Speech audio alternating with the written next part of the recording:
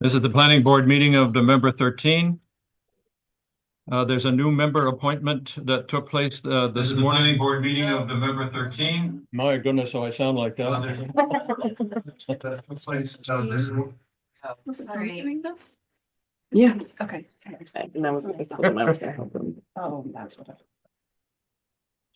The select board has appointed Rob Wilson as member and John Panicella as alternate member of the planning board.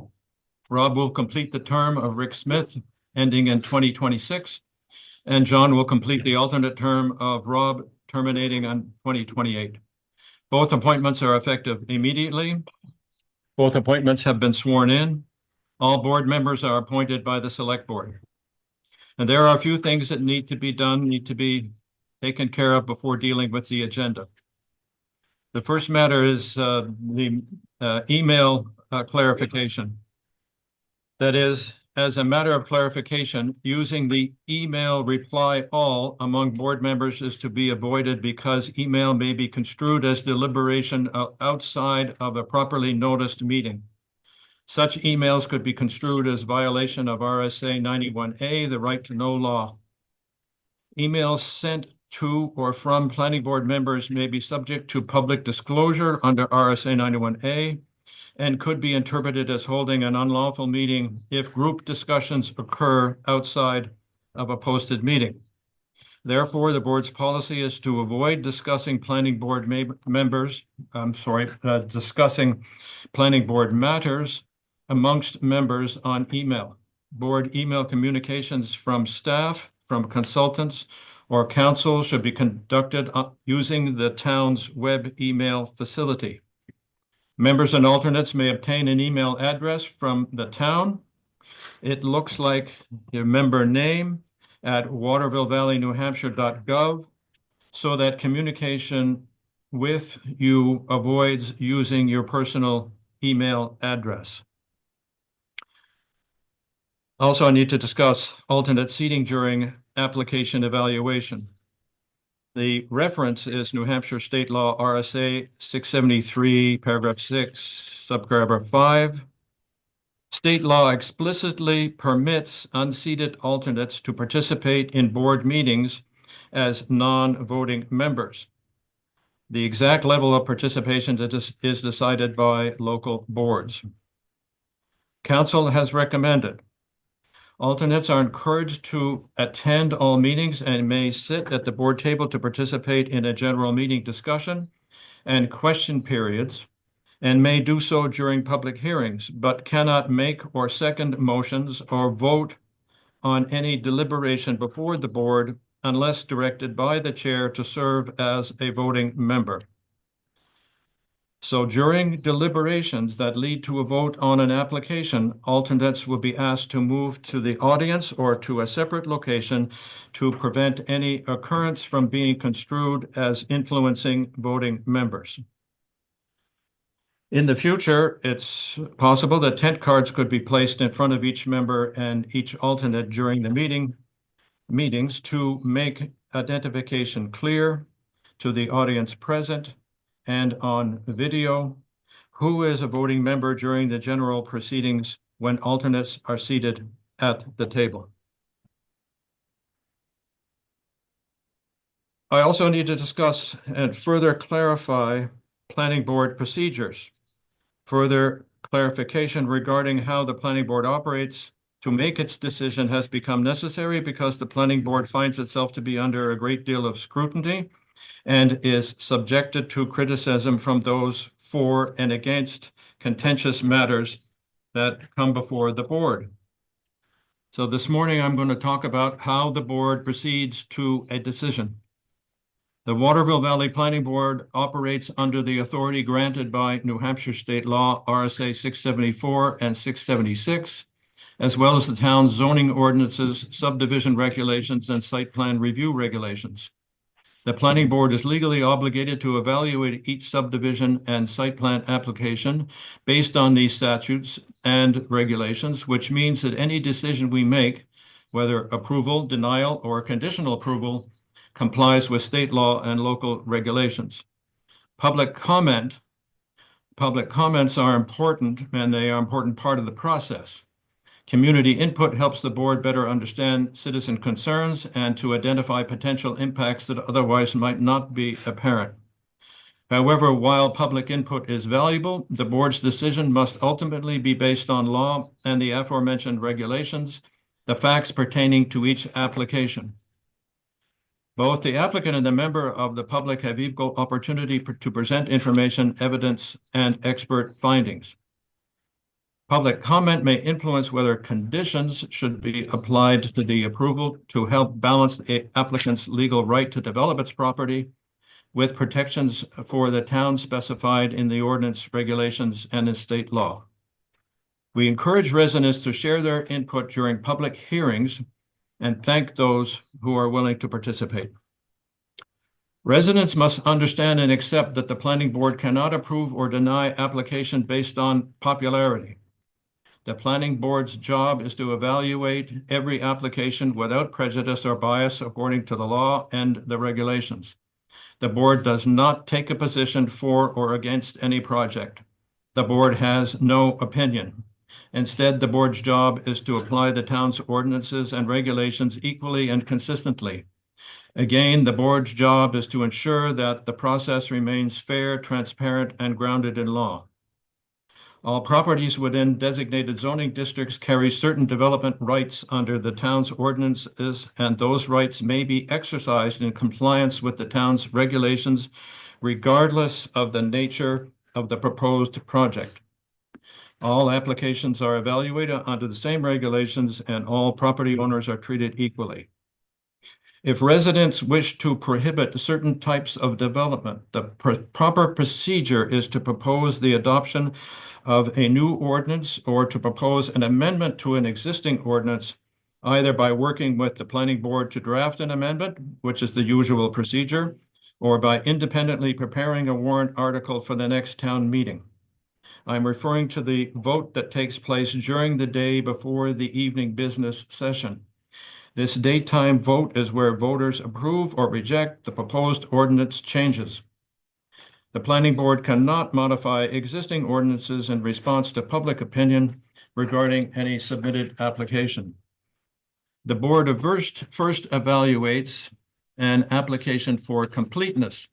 That is, whether it includes all of the required documentation.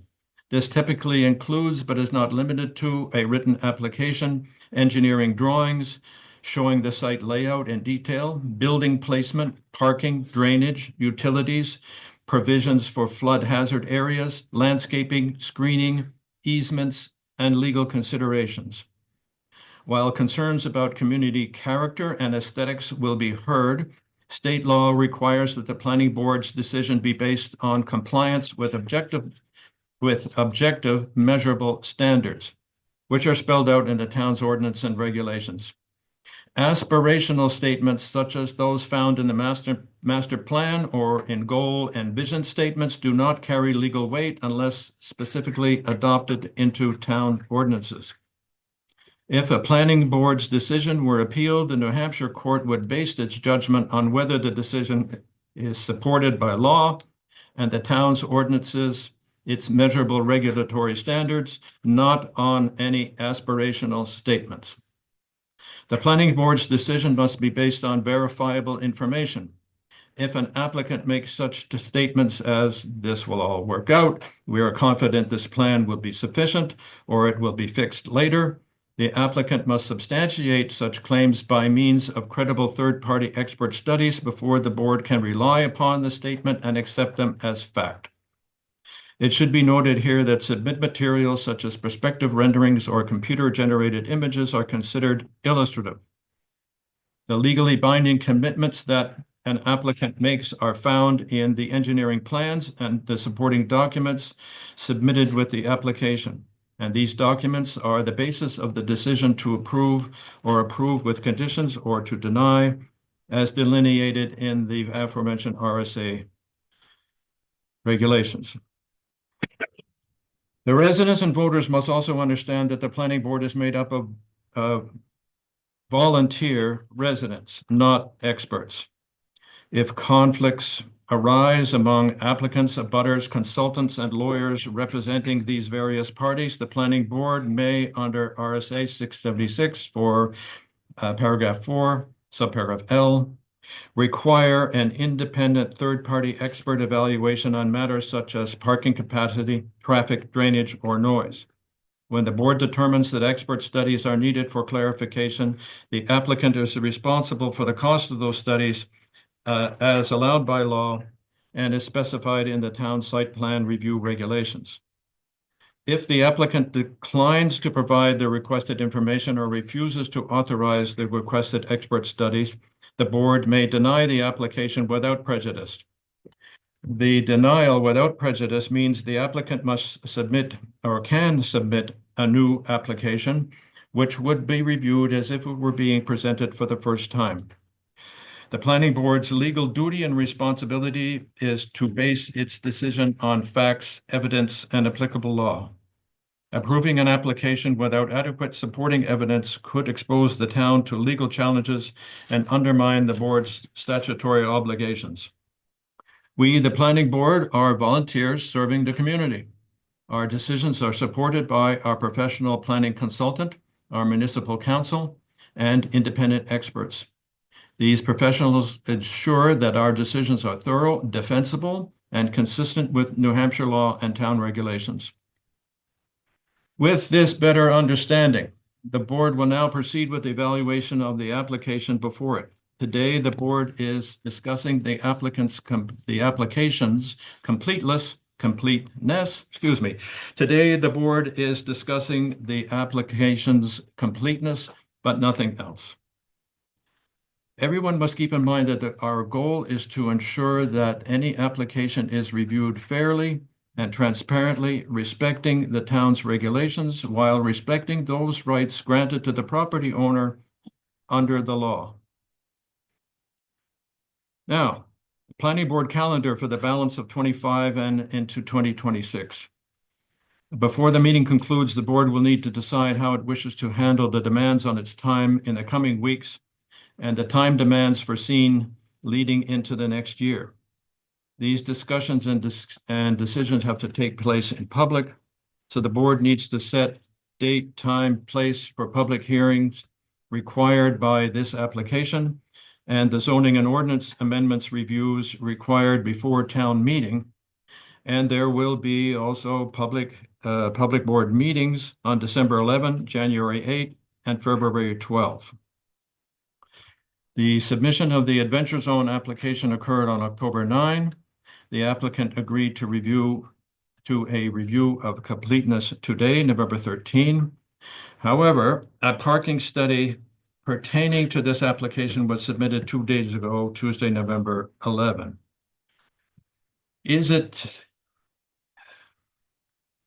Does the board want to say that the applicant that submitted another significant document 2 days ago changes the application? Does the applicant think that it changes the application? You may speak. You want me to speak at the microphone? Okay. I'm sorry, Mr. Chair, are we gonna do roll call? Roll minutes. Okay, you're right. And I wanted to try to settle one question before, Yeah, just as, because I know what you're going to do. yes, Yes. I should Okay. recuse myself before. James, Yes. So she So- needs to recuse, so Yeah, you I have to will sit recuse everybody. Yes, you have to. Yeah. Before we start talking about the application. okay, I want to do, okay, I'll ask the question later. Let's do a roll call. Okay. To begin this meeting then, now that we've covered all of this other matter, please may we have a roll call? Alan, Alan Borco, alternate. Rob Wilson, member. Mike Capel, member. I have to leave around 11, sir. Bill Spence, member. Catherine Brennan, member. Morgan Dean, member. Wendy Rathgeber, ex officio. Margaret Turner alternate. Jonathan Panicella, alternate. Good. Now, since um, We sit in our seat. we have Nancy. Nancy, Her thing's real quiet. Nancy is here and as an alternate, I can't hear her, but Nancy is an alternate. I don't see anybody else that, John Racine's not present. And we have therefore need to seat an alternate. I'm going to ask Alan to be seated. Now at this time, Wendy, As a representative of the town and therefore in a butter to the application, I would recuse myself from the discussion. and when we are going to, at a time when a vote occurs, we will do so with 6 voters. 1, 2, 3, 4, 5, 6. And should you leave before we have any other discussions, I will seat another alternate. Yes, sir. James, would you care to respond to the question? That is it significant enough that this parking study is submitted now that it alters the nature of the application? I don't believe it alters the application. It is supporting information. It's not a required element of the completeness for the application. It is supporting information, which was requested the last time we got a similar site plan in front of the board, so. Right. Now, this is being reviewed as if it were never submitted previously. Yes. It was clear that if it were to come back before the board, they would want to see a parking study, parking analysis, and we have provided that. And I said, it's not a required item for completeness, but it is a supporting item. So when we were still collecting data over that you can see in the parking study over during October, so that was in process while we submitted the application with all the required elements for completeness. Do other members of the board feel that we have a sufficient amount of information to judge the plan to be complete? Yes. I do, sir. I just have one question, and this is probably for council, actually. So is part of to check off that it's complete, we get a letter from the town saying that, you know, from the director of public safety, the town manager and municipal services, right? That's part of it to be able to be considered complete, or is that supporting documents? Just because my question stems from, we're looking at a new application coming in, and the date on here is from when Mark, you know, it's from June. So Mark obviously did not review this application, but so I don't know, is that considered complete or not? So is that on your completeness checklist? That I don't know. Liz? So that's where the caveat of some of the old information from the previous application was going to be brought into the new one. And the agreements still stand. So yes, it would be accepted as for this application. Okay, and Liz, I would ask you to give us your findings when you reviewed this application for completeness. Do you have comments, or do you tell us about your findings when you reviewed the application? Sure. Yep. So as I said, the application should be reviewed as a new application. However, information and findings from the previous proceedings, like the balloon test, the site visit, hours of operation, life and safety compliance, those from the previous application may be referenced now. We just received the parking study 2 days ago, and the two things that I'm aware of are the removal of infiltration ponds number 3 and 4, and that's done so that it doesn't interfere with the walkways or the easements. And the other point that I noticed was that the maze appears to have been reduced. Originally it was 5,200 square feet, and now it appears to be 3,844. But those are the only things that I really noticed for differences. All right, in your opinion, is the application complete? The application appears to be complete, but that is up to the board to discuss and make a vote on. Is there any other comment that is? Has anybody else had reviewed this application and have comment on whether or not you believe it is complete? I agree with Mike. I think it's complete. Ladies, Mm-hmm. nod of approval. Yeah. Okay. Then the next part of this procedure will be to ask for. Let's take an actual vote. A Yes. motion. Ask and- for a motion. Okay. No, I said to ask for a motion. But we Oh, moved I to move ex- we accept the proposal as complete. Seconded. All in favor, please. No, go, and then Alan? Vote. Aye. Aye. Aye. Aye. Aye. Then the application is judged complete. All done. Now, where I'm going with next, I'd like to suggest a revised schedule for reviewing the application, including the parking study. I say, where am I going with this? A good reason that is, if we start the 65-day clock now, it's going to push us through the holiday season and through this period of zoning and ordinance amendments to be prepared for town meeting. Now, I understand that's not the applicant's problem, and I understand that the planning board will give the application its full attention. But what I'm thinking about and what I'm asking the applicant to consider is extending the January 17th deadline for decision to the planning board's meeting in February.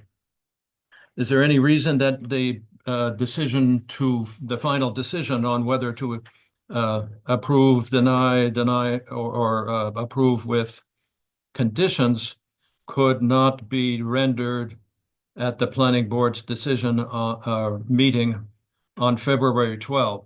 And the reason for that is that, and our problem is the number of zoning and ordinance amendments that have to be prepared for town meeting. That is, the state has put us in a position where a number have to be changed. We have about a dozen on the docket at the moment. And I know that you're a select member in the town where you live and that you're going through this. Everybody's going through it. So that's a question that I'm putting to you as the applicant as to whether or not you would allow us to make this decision later. That is, I don't think that this is going to be an imposition on your plans that is assuming that it's approved. We have a construction schedule. Is it going to interrupt that? Yes, it will. Additional delay beyond the prescribed 65 days will in fact potentially affect our ability to construct the project on the timeline that we would like to. So we're looking at, how we can get started on the project if it is approved in this spring. And additional delays to that schedule will make that more challenging for us. So I would not agree to an extension at this time. I'm sorry. Okay, maybe that doesn't prevent us from discussing an extension when we reach the deadline, which is now the 65-day clock is starting now, and it will expire or say come to fruition on January 17, which means that the planning board has a great deal to do and a great deal to accomplish between now and then through the holiday season. Mhm. The only other matter that I have to discuss is what I would consider a due diligence matter, and that the parking is still an important problem to resolve. And that the parking study, now that it has been presented, so I would like to say to the board that I think it would be a good idea to propose a peer review study by another alternate another independent third-party expert of our choosing to evaluate the study that has been provided by the applicant at the applicant's expense. And the peer reviewer will be expected to make his own evaluation, observations, and generate his own data to help the board resolve outstanding issues not dealt with in the study. We need also to resolve this matter of the board's, the select board's easement issue. And that has not been, there's no solution proposed in it that I was able to see in the quick review that I made of the planning study. So the easements, that's gonna be handled by the select board. That's gonna be a separate issue, and not affect this application. Okay, fair enough. Okay, I still think that from the planning board's view and our need to do due diligence on this particular matter, I'm proposing and like to hear what other board members have to say about a peer review study. Alan? I have a problem with it. Part of what you said is gather their own data. Is that what you mean? The Because peer, These guys went through the October or whatever weekend, yes, and they have all that data. I don't see another day coming along that's gonna be the equivalent to that. there is the matter of the data that was used in the study, at least from what I could see initially. That the data used to determine the parking demand that would occur based on the adventure zone's demand for parking was supplied by Tyrell or the ski resort. That is, it's their data. Nobody has told us how this data is derived, where it came from, or why it should be accepted. In other words, the basis for which the decision was made that there's acceptable amounts of parking. And it's clear there's lots of space out there, but whether or not these, that was made because of the data supplied by Tyrell. So the only item you're conflicted about is basically a market study on what an adventure center parking needs are. The rest of it, what they measured in reality, you're okay with. Well, it's, okay, my question, I think I'm making a valid question. I don't have any comment to make about the observations that were made that are in the study. Once again, we haven't had time to review this study, but I think that it makes sense. That is, I'm proposing a question. And the question is, does the board feel that a peer review study is warranted? Sir, I have a question. A peer review study, and in former life, I've done peer review studies, as you may have, some of us have. A peer review study means that you are handed a document and you review the document as is and determine whether or not you agree that with that which is in there as a peer review, not that you do one from scratch. I agree with you that a peer review study at the applicant's expense should be done in detail. There's a tremendous amount of detail that is in this study. I believe that there are people that are out there that are much more qualified clearly than I am to review this. Yeah. And determine whether or not everything that is in there would qualify under a peer review of the document. Okay. Not to start from scratch. Now, if there is something that is in here in a peer review where they believe that an assumption doesn't make sense, they can go back and ask, but only if in doing their peer review, it does not make sense. In the peer reviews that I've previously done, that's the way I've done them. Okay, that's acceptable. May I ask a question? Wendy Rathbeber, just asking a question about the genesis of this parking study. Was this something that the applicant worked with the planning board? In terms of, did the planning board define what an appropriate parking study would be? What were the parameters for establishing this as the parking study? If that's what the board is moving forward with. I don't think so, no. No, the board asked for, but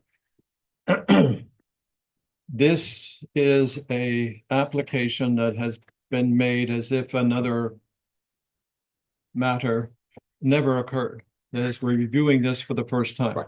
A parking study has arrived. Okay, the parking study has been preliminarily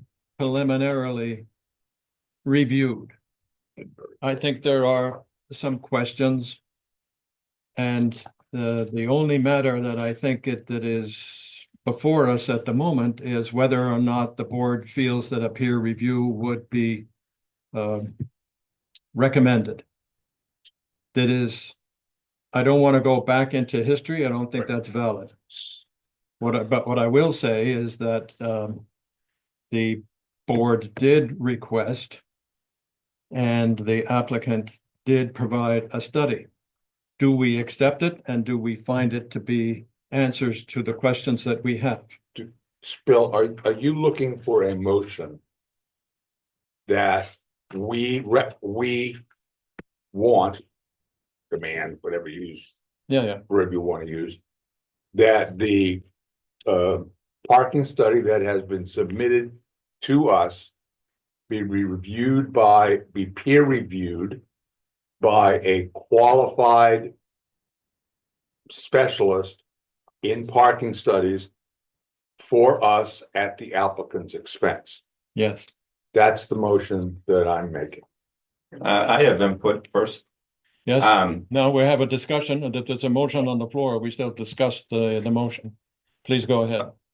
yeah, I just, it seems like the one thing that we're questioning, having gone through this study quickly, and I think more time, will be important. But it seems like we're challenging the assumptions.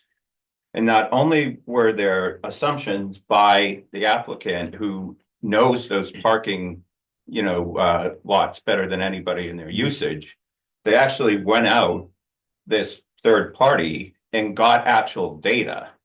So I don't know what we would get by having a peer review, that a peer could challenge the assumptions, that are from actual information. Yeah. So I think it's, I think we have enough information. I was impressed with, again, on brief, overview, with that study. I just don't know what else, we'd be asking for. It is such an important question.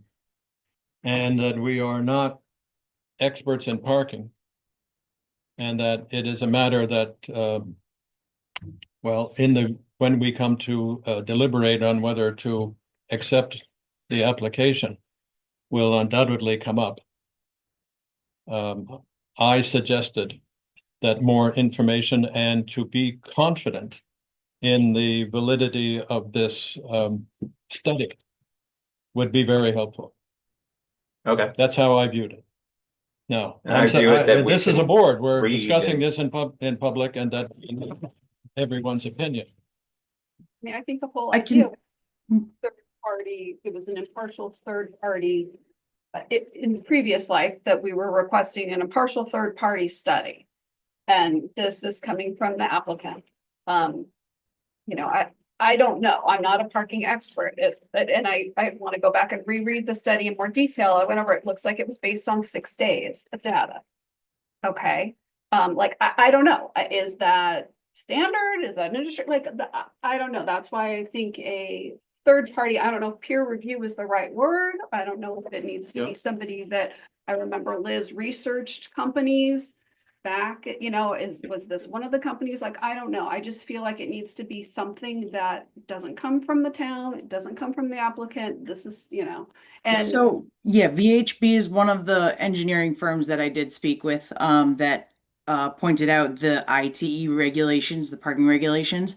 And in doing a quick review of the parking study. It aligns pretty well with the math that we had calculated prior to this study coming in. But I can also have Nick, he's our traffic engineer at North Country Council. I can ask him if he has time to review this document just to see. It'll be faster than hiring out a third party engineer firm to review it, if that's something that the board is open to. I'm open to that. That sounds like a I good middle of think- the road.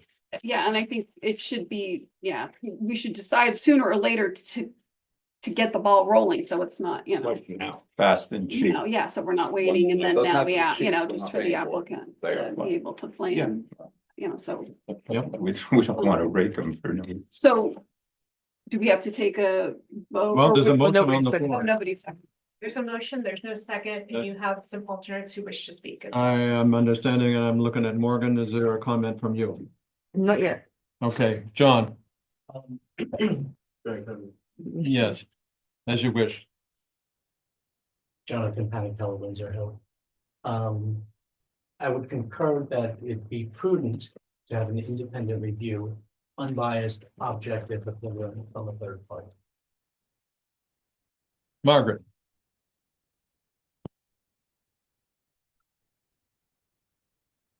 I don't know whether this has been clearly stated or not, but what we are trying to determine is the adequacy of the parking for this project. And the adequacy of the parking is based on estimates provided by the applicant as to how much they've got the lot would be used. Those are estimates. There's no way to make them absolute, but they are also very malleable by the applicant to make the results fit what they need. I'm not saying that's what happened. I'm saying that's the only part of the study that I have some difficulty with. That the adequacy is based on estimates that the applicant provided to the parking engineer about what was needed. Alan, I would disagree. I think the company that did this study measured. He has data from that weekend. The only estimate is how much usage the Adventure Center is gonna add to what we know is usage. and that, He okay, measured that. Those are facts. They're not, you can interpret it whether it's enough or not, but it is a fact how many cars were there. And I think Liz's offer is perfect. Let's have North Country Council look it over and go from there. I don't see this as being A study. a study. Thank you. okay. It's just- No, but I need to bring it up. I need to talk about us doing our due diligence because my opening remarks were that the planning board is under a lot of scrutiny. And I don't know whether any of you have faced, but I certainly have heard a good deal of criticism this way and that way. We gotta do this as carefully as we can. So, The Mr. third Chairman, part, if I can- Go ahead. Essentially, we hired this consultant, they just paid him. So this is our consultant that made this parking study. Did we decide this No. consultant? We No, didn't do that? no, we didn't, we did not. But there's only one, as I view this, there's only one question. Yeah. And the question is, do we accept Liz's offer? I don't know if it was really an offer or not. But Liz's offer to have North Country Council's parking person do the peer review of this, that's alternative one. Or there are at least one that I know of, I'm sure there's more than one in the New England area that are parking expert companies and have them do it. Mhm. We either have North Country Council do a peer review. All right, or we hire someone else, and I'm saying we hire North Country Council, or we hire a third party company to do it. And I think that's the way we do it, and let them come back and tell us what they think and don't think. We're not qualified to do that, at least I'm not. That's part of the discussion that I So had in the that's- beginning of this meeting was to say we are not experts. That's. And I that's want my somebody else who is an expert. That's my view. My view is I want somebody So- else who is an expert to Right. do this. I go back to my motion that says. And. The only option I think is North Country Council. Does the peer review study if they think they are qualified to do it. Or we hire an independent entity to do it. As far as I'm concerned, those are the only two options. Yeah, so we gotta just, Motion has We- to we be have one to- or the other, right? no, we gotta decide that question first before we vote on the motion. Wendy, Just one other comment. I had reviewed the parking study again very quickly. But I did notice what was not in there are the current required zoning required usages or. The parking that's required for the current usages in town square and potential parking required. If and when, however, town square is fully. Get out, there Yeah. are still some empty locations in town square. What would the zoning requirements be for the town square when all of the businesses are there? And I didn't see that in the parking study. Yeah. Okay, and I didn't see anything that had to do with easements. That is, how many people have claim on, I'll use that word, how many people have claim on parking spots that are part of the array that's out there? That It's mentioned, yeah. You okay? It's in there. They have existing parking conditions. East Side parking lot has the easement for Waterville Valley of, let's see. The hotels, no. That's The right. hotel, Snowy Owl Inn. Yeah, they're listed out in there. But as Yeah. for the projected parking, in our zoning ordinance, we actually don't have a definition for a use like the Adventure Center. And that's kind of where all of this stemmed from, is that we didn't have any regulations to tie to how much projected parking would be required. And so that's kind of why we started this with the last submission, was so that we could get an estimated number of how many would be needed. Understood, but I'm saying that what exists isn't defined. Well, that's why we're gonna send it out for a review. Yes. Yeah. Okay. Yep, So now, what I want to resolve is it sufficient to, I don't know anything about North Country's parking engineer. I didn't know you had one. No. Nick is a traffic engineer, but the North Country Council is also qualified to conduct parking studies and reviews. So around the table, do we, how many people, how many of us are in favor of the North Country Council? Yes, you may. I think you either need a second for that motion or it needs to be withdrawn. well, I will withdraw the motion. Thank you. Okay, Need a new one. good. That's where I'm going with this. Okay. Okay, we have another problem, and that is to determine whether or not we accept North Country Council or Yes. whether we want a Yeah. And separate. then you'll need another motion. That's Can I ask North Country Council a question? You may. Liz? If we should have North Country Council hired to do this peer review. Can you give us a time frame when that would be done? I will send Nick an email right now, and I will see if he gets back to me before the end of the meeting. Well, that doesn't help me make a motion right now. No, it doesn't. Oh, Not right this second. He is at a TAC meeting currently. So I can have an answer by tomorrow, but again, if you guys could word the motion just as a third party peer review, and if that happens to be North Country Council can do it the fastest, then that could be done.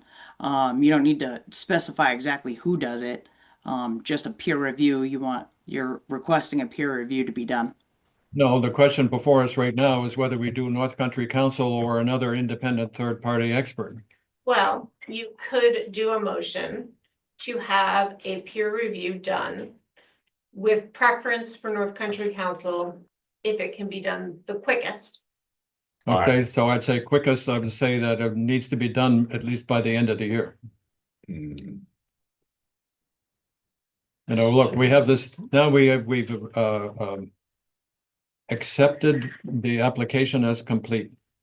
Therefore, we have a deadline Yes. of January 17th. Remember, there's also rules in terms of the applicant gets input into who you hire. So, Right, I mean, I think that you make the motion to have a third party review.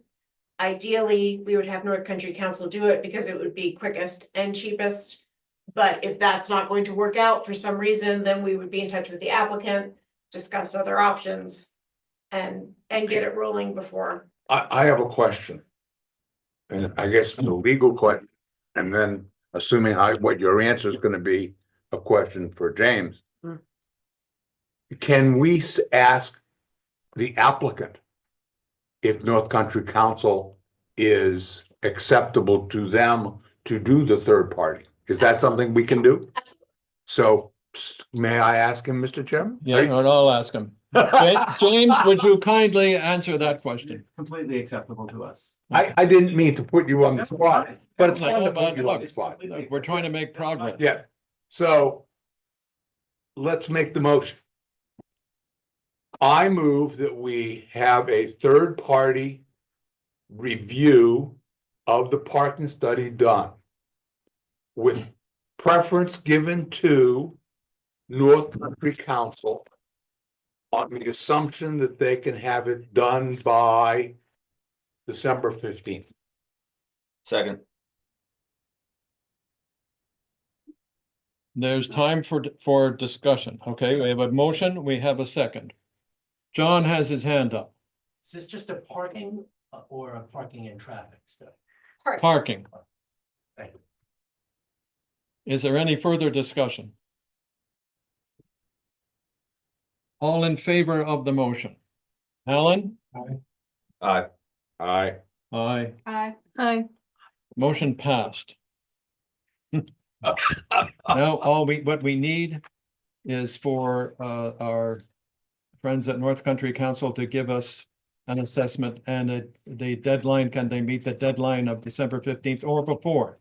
The sooner we have this information, the better for our problem of time constraints.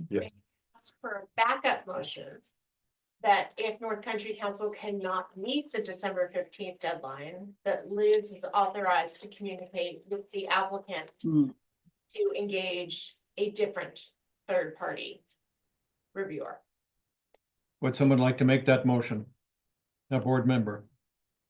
All right, since I'm making all motions. I move that if North Country Council determines that they are not able to meet the December 15th deadline, she be authorized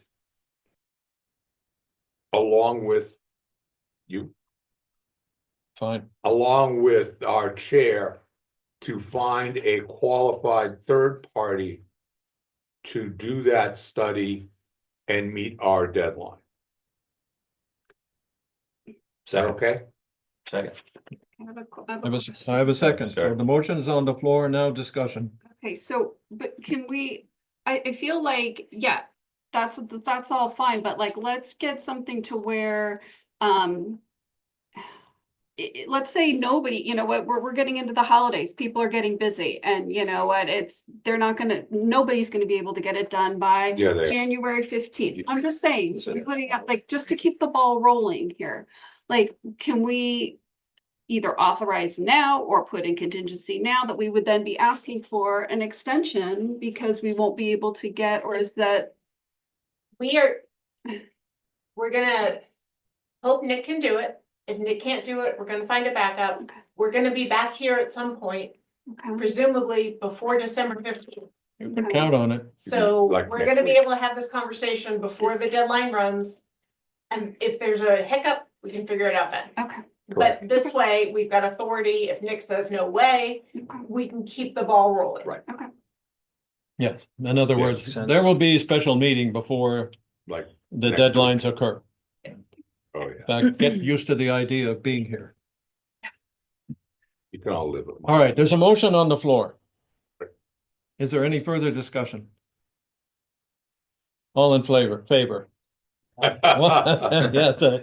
how many flavors are there? Okay, Aye. Alan? Aye. Aye. I, Aye, Hi. we're done. Okay, I think that's all the discussion that is needed with respect to this application and today's meeting. So scheduling your next. We will. We haven't, there's a lot more left on this agenda. You need to continue this public hearing to a time and date specific. yes, Next week, we have one on the books, next Thursday. we do. I think it's already there. Is that correct? We It's need- already there, and that was gonna be the CIP review, but we've already planned on pushing that special meeting for the CIP review. And when we get to that on the agenda, I was gonna request the date for that. So we do have that day, the 27th already as a meeting. The So 27th. we can use that. Oh, no.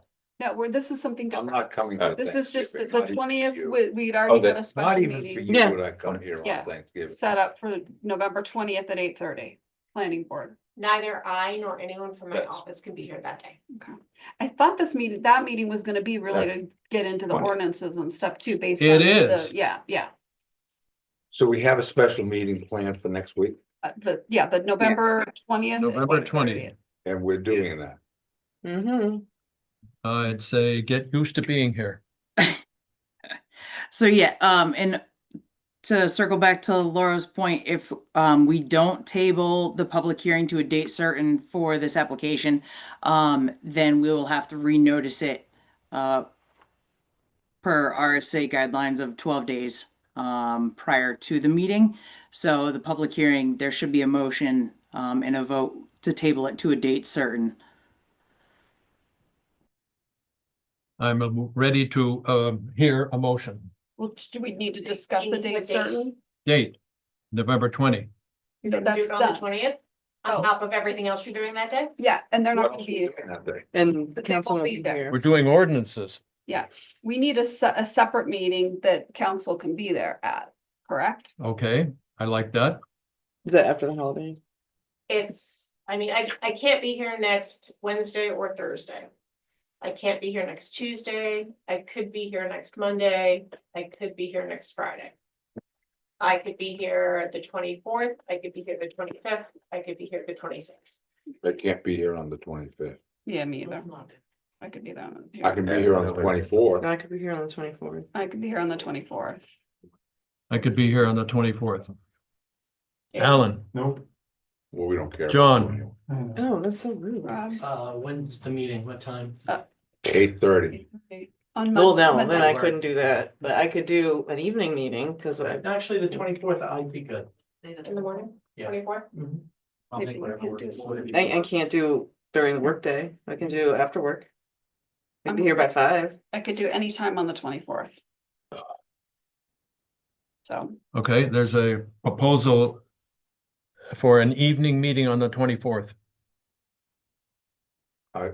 Yes or no? Evenings are good for me on Mondays. Buck? Yes or no? It's not good for me. Well, then how about we go to December? okay, the first week in December. Counselor? I could be here Tuesday, the 2nd in the morning. I could be here Wednesday, the 3rd in the morning. I could be here Thursday, the 4th in the evening. I can be here Friday, the 5th in the morning. I prefer the consistency of doing things in the morning so that we know when and how we are. No, I understand. All you guys are retired. Well, no, what day, I still have to earn a what living. day are you not working? Saturday and Sunday. You work every other day. And work full time, yes. Good for you. Saving lives. So I'm missing work being here, but after the 12th, the college is closed. I'm open. After December 12th. Yeah, so if it needs to be done, it needs to be done, and I can miss. So the deadline to hold that public hearing is January 17th. So if you wanted to kick it out to that December 18th, that we're still within that 65-day time limit. Fine by If me. you're looking at me, I would prefer to do it earlier. The sooner we attack these problems, the better. How Bill, about, let me just suggest, so we were thinking on the CIP committee, because we need a good block of time without, site plan review and in the way. We were thinking December 4th, so we have our committee meetings lined up to that. So this is probably something maybe we could split. Like, we need an hour tops, I think, to review what our recommendations are, explain it. Morgan and Kathy, do you agree? An hour? And I then don't we even could do think it. we need that. I think it's pretty straightforward. I think we could probably be done in 20 minutes, do you think? Yeah. 20 minutes, okay. 20 Yeah, that's all we really So, need. let's do it on- In 20 minutes, but do I didn't both on have the the 4th. fourth. I didn't have the fourth I didn't on do my anything on calendar the 4th. either, and I can't do it on the fourth. Oh, okay. Yeah, I sent an email suggesting it, I didn't know. So the 4th is out? It seems that I am the one that is like the monkey wrench in the system, so Yeah. you guys are allowed to meet without me and appoint an alternate, that's But we totally don't fine. want to meet with Monday them. Evenings is no good. What other evenings are you available? To make it. We're talking about an evening. well, unless I have a school board meeting, then Right. we'll bring in pizza. Working. People. Well, Bills pay. Bring a pizza. Next That- week's just bad, because we have the municipal conference and I'm down in Manchester. you said the 5th, which is a Friday, was the only evening though? December 5th? December 5th, I'm free in the morning. Oh, in the morning. Well, How about next week's Monday, the 17th of the 21st at 5 p.m. I cannot do Monday, the 17th. I could, oh, in the morning? I could do the No, 17th. evening. I could not do the evening either Monday or Friday next week. How about Tuesday? Tuesday, I will be down, How about Wednesday? I'll be down at the conference, Oh, it's a big conference. the 3-day conference. So why don't you guys The 24th. do something for consistency in the mornings, and then I will see what I can do for my scheduling. Okay. Because I'm the odd man out, so if every, Odd person. Yeah, if we We- want to have it done before, December 12th. Yeah, I think that's advisable. I think the sooner the better. It is definitely true. Pretty bad English, but I apologize. Monday, the 24th at 5 p.m. I am free Monday, the 24th at 5 p.m., but Mike is not. Monday, the You can't 24th. do the Mondays, right? Well, Monday late is not good because We don't need so to know then what. continue with your mornings then. If everybody has more available in the mornings, go for it. And like I said, I'll see what I can do with my schedule. Okay, Counselor, we're back to you for morning meetings. 8:30 on the 24th, I can do. 8:30 on the 24th. Or, I mean, if we want to be crazy, we could say 9. That's definitely crazy, but no reason we couldn't say 9. About 9. Yeah, I drive up from Concord. I don't think we even need a motion for that. I drive. Good on the back and forth 24th about- here. 24th, 9 o'clock in the morning. Okay. I'm good. So we still have to motion it, right? Yeah. Liz, does that work for you? Yes, that works for me. And this will be to continue the public hearing portion of this application? Correct. Okay, perfect. So I will see if Nick can get his review done this week or next. Wonderful. Okay, or at least a date of when it would be. Yeah. yeah, that's, I At least a understand. date. So I move that we This is gonna continue take this a minute. public hearing for the 24th of December, or sorry, of November at 9 AM here at the town hall. Yep. Second, All in favor? I, Alan didn't say a thing. Okay, everybody, good? no. Okay, that's no, it. We still also have a meeting on the 20th Correct. We do. at 8:30. Yeah, we'll do calendar review at the end, right? Yeah. Go over everything.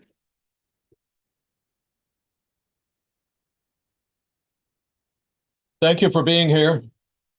Yep. All right, now we're gonna proceed with the minutes, yes. Thank everyone for coming. Yeah. You're unrecused. And 9 o'clock. Nice to see you. Thank you for coming. Of course. Thank you for everyone for coming. What? Are we taking a? I'm old. Go with the minutes. Are we all? Do we need a break? I'm 78. Let's keep going. Yeah. I just had a question on line 111 on the minutes. Starts to There. get, Can I just see what it's like to sit at? Absolutely. There's a table, or okay, what? Welcome, welcome. All right, that's it. That's like it. You can sit here. As long as you're not gonna vote. No. We'll deal with it as previously, Okay, so on line 111, okay, so it's Morgan DM will now provide the update on for the White Mountain National Forest. I thought, so it was John Racine and Morgan? Yeah, They were he gonna whispered help to me, each will you other? So help we me? stick John's name in there? or- John doing it too? John is the lead. I said I'd just help him. Ew. Okay, I'll add John. Okay. This has you, Morgan. Alright. And then once we're done with the minutes, the SE group, then they'll go. Yeah, yeah. John Racine, yeah, John Racine are part of the conversation. Thanks, Liz. I was just wondering that as well. Is that still on the agenda Yes. this morning? Yes, yeah, you guys are on the Okay. agenda, yeah. Okay, thank you.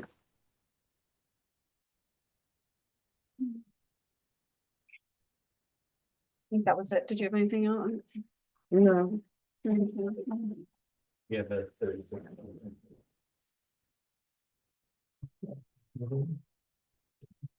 yeah, I had a couple of suggestions.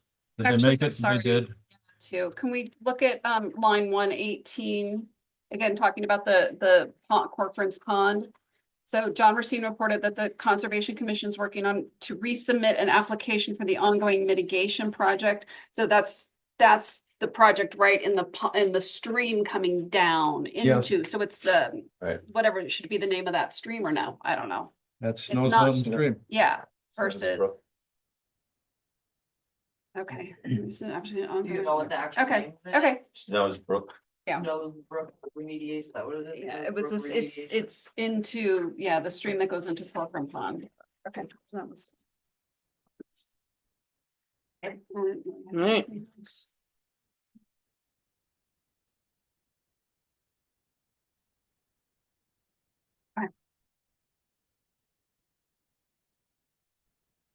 Ready for a motion?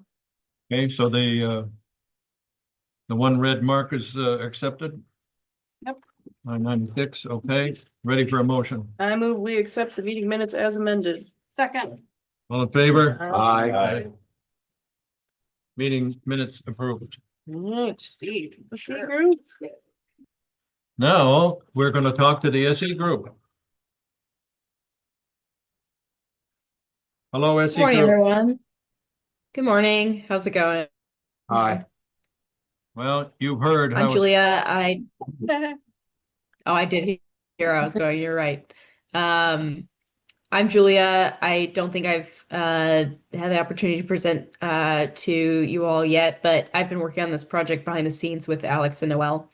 And this morning I'll be sharing with you the edits that we've made to the recommended changes for the site plan subdivision and zoning regulations. And my general approach here is I think I'll just, you've seen these slides before, but I'll just highlight what the main changes have been since you looked at it last time. Be able to share the screen. Okay, there we go. Thank you. Okay, so just to begin, the overall changes that we made last time, you were interested in having more explicit regulatory language incorporated into the presentation here and these materials, including specific section references, and where we could, adding numbers for things like impervious surfaces, stuff like that. just to add more specificity to these recommendations.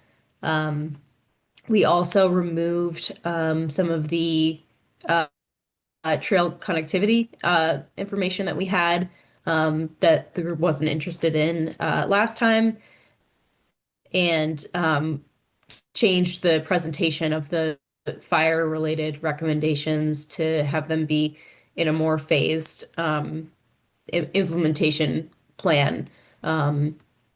So that's a slightly different approach from last time.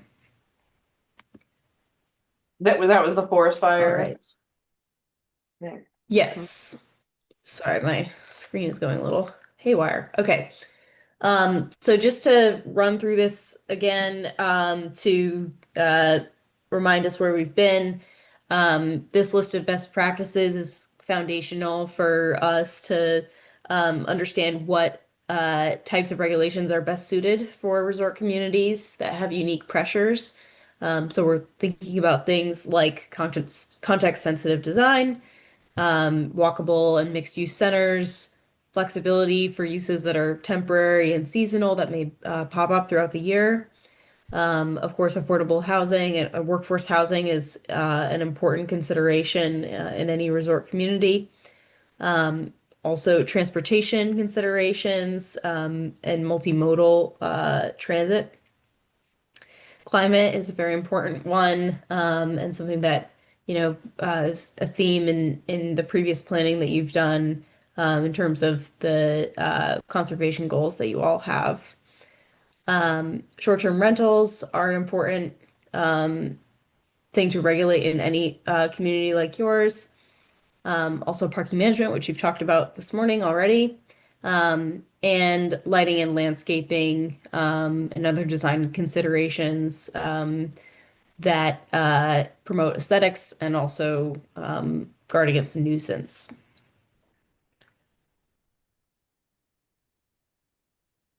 Okay, so Liz and NCC have identified a variety of necessary updates. So I don't know if you want to speak to these specifically, Liz, and or if this is something that the group's already well familiar with.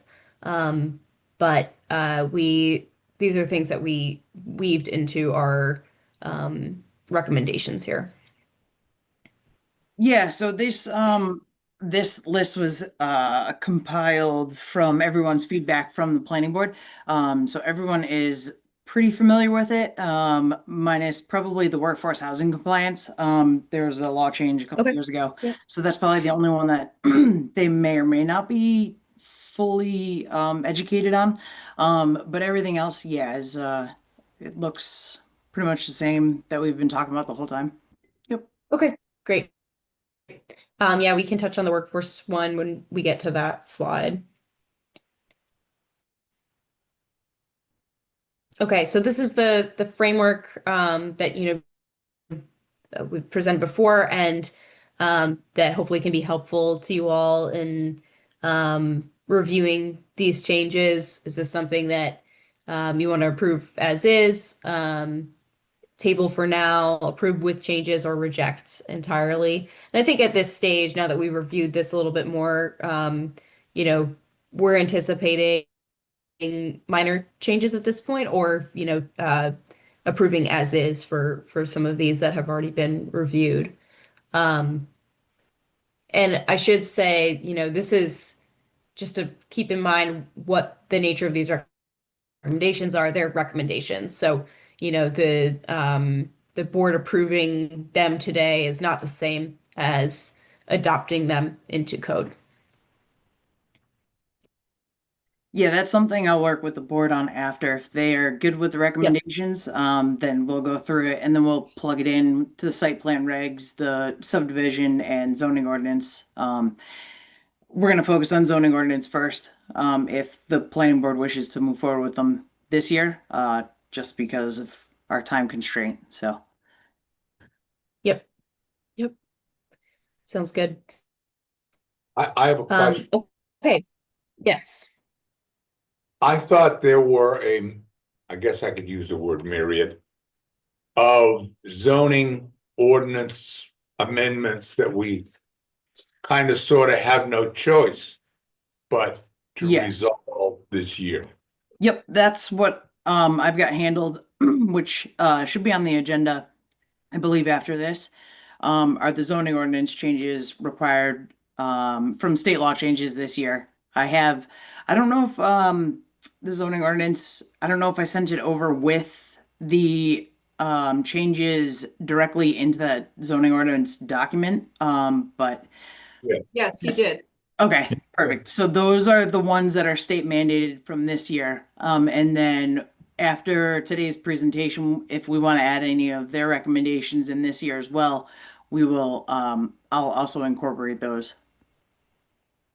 So we have 12 mandated ordinance changes, zoning changes. Is that correct? I'm looking at the piece of Yes. paper right hand. Yes, we do. The town, so That's fine. Okay, Well, we can discuss those after SE Group's presentation. I don't want to hold them up, but yes, there are. So we see the SE group as being different from these 12. yeah. Yes, Go ahead. that's Yeah, correct. our review is in a more general sense. Some of the changes that we're recommending may be in alignment with those 12 new ones. I have not reviewed that, so I don't know. Right. What we want from you is direction about the future, where we should go to make sure that, well, make sure, that's not a good phrase, but to point us in the direction where you think towns like ours ought to go. Yeah, yep, absolutely. That's what we're here for. So this slide is a good place to talk about that, where you guys are definitely on the right track, and then where there's more opportunity to improve the regulations to meet more of your goals. So the regulations are currently very strong on environmental protections. You have stormwater regulations, overlays, and more recent changes on those things. You have a thorough pre-application design review process. You have zoning categories that meet a lot of the needs of resort communities already. You do have flexibility in your site plan review right now for seasonal uses. You have permitting for short-term rentals. The green belt zone, I think, is a very effective tool that you all have to preserve green space within the community and really weave that into your land use pattern.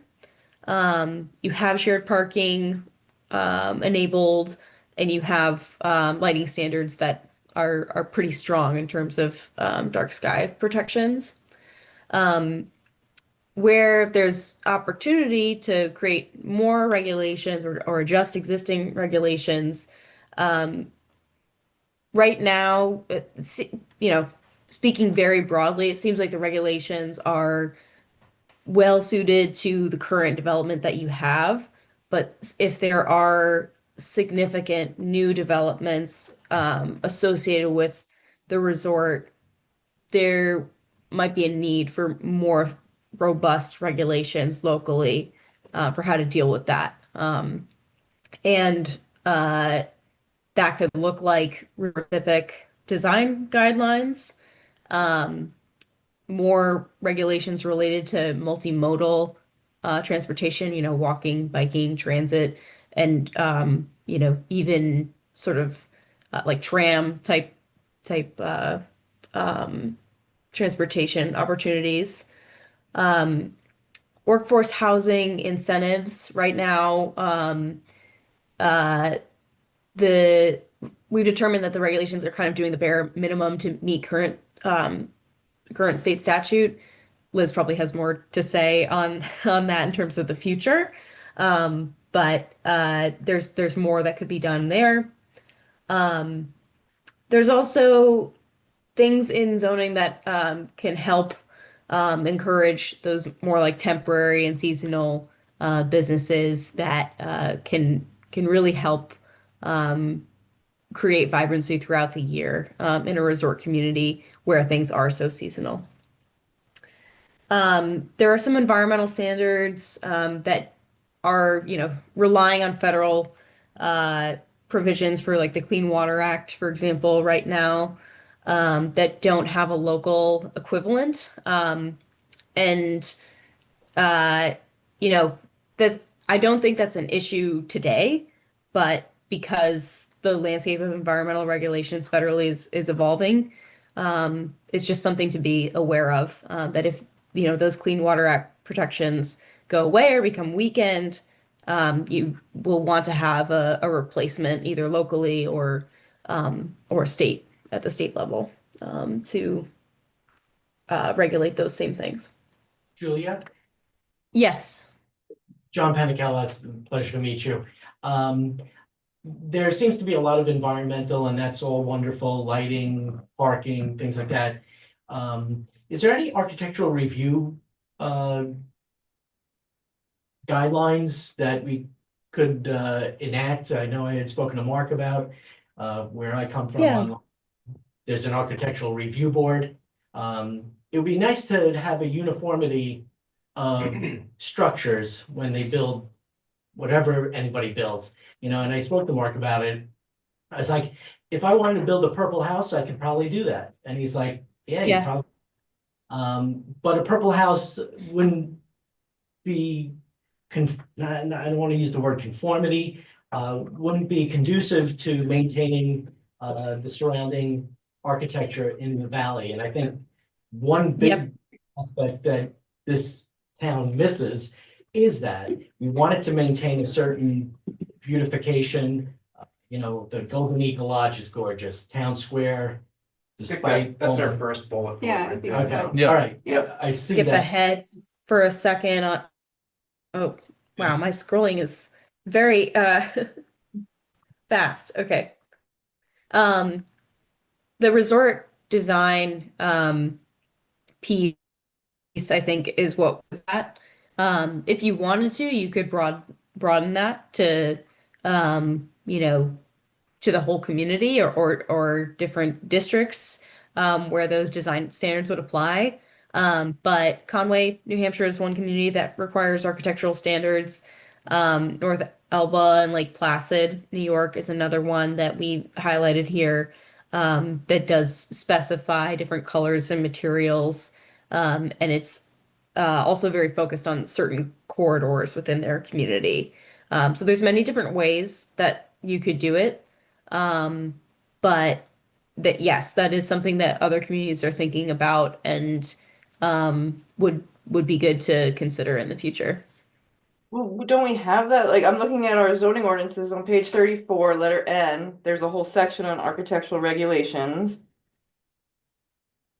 Like Mhm. predominantly Yes. pitched and architecture must be And compatible. what I think it may come down to is more of an enforcement rather than changing. However, to the suggested edits, I think are good to have because it just puts more control in the towns under the town's authority. But I mean, it's hard the planning board doesn't have any jurisdiction over residential uses. So that would have to go in the zoning ordinance. If Waterville Valley didn't want a purple house, that would have to be something in the zoning ordinance. The planning board, though, however, only has jurisdiction over what's in the site plan regs. So the planning board oversees just the commercial and industrial uses. And I know many of you already know that, but just for further explanation. Yeah, I think the key distinction is you do have architectural guidelines right now, but they're not for any resort specific development. I think that's the gap that we're noticing is, if you were to have significant new development, that it might be prudent to have your own architectural standards for that type of development. Okay, I understand. Thank you. Okay, do you have examples from these other towns that we could review? Yes, so in this presentation, which I can send after this, the architectural standards in Conway, there's a link to that in here. I think, this is, you are not alone in having this gap in your zoning. I think in our research, we were struggling to find a perfect example of this type of resort-specific architectural regulation. Often it's a lot of like legacy development that predates a lot of these types of regulations, and was built at a different time when, you know, there was just more attention to like architecture and aesthetics. So, when communities now are contemplating new resort development, there's a different set of concerns that people have, because it's not a guarantee that the development is going to match the aesthetic of the community, meet the expectations of the community. So the short answer is yes, the Conway, New Hampshire standards are linked in this presentation, but we don't have a specific example of resort architectural guidelines that are adopted by a community. We could find examples of that by reviewing what Conway has done. Yes, but I just want to be clear that it's not a resort specific architectural guidelines document, which is what we're recommending here. Okay, so what you mean by resort specific means that's consistency across all the buildings in the resort. Yes, and if there were to be new resort development within the community, it would be subject to unique standards. That it really would not, it'd be pretty hard on other sorts of commercial activities or industrial activities if those are subject to the same design standards.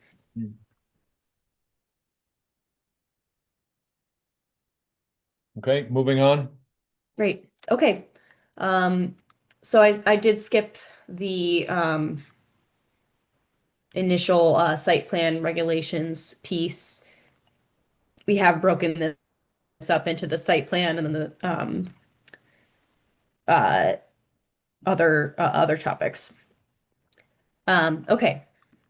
So I'm not gonna read through everything here. I will provide this presentation and then you can review the content, but this is the same as previously presented, but I'm just going to highlight what's changed.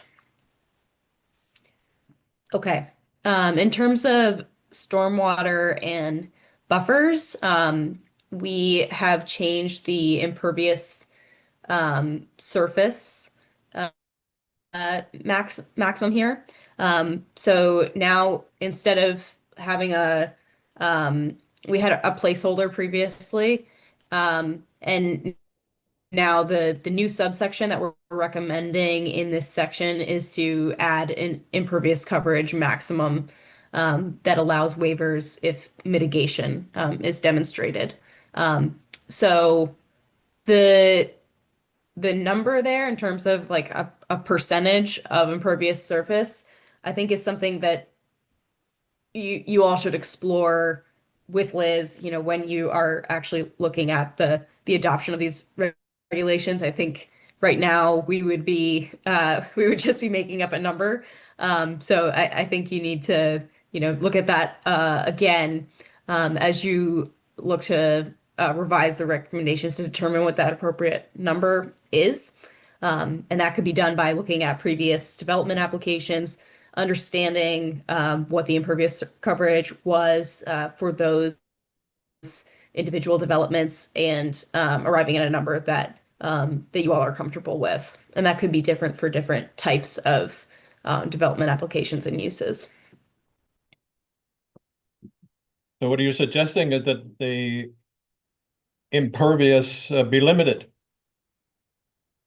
Yes, we're suggesting that there's a limitation on impervious surface, which meets it supports the goals that you have to make sure that you're managing water and outflow properly.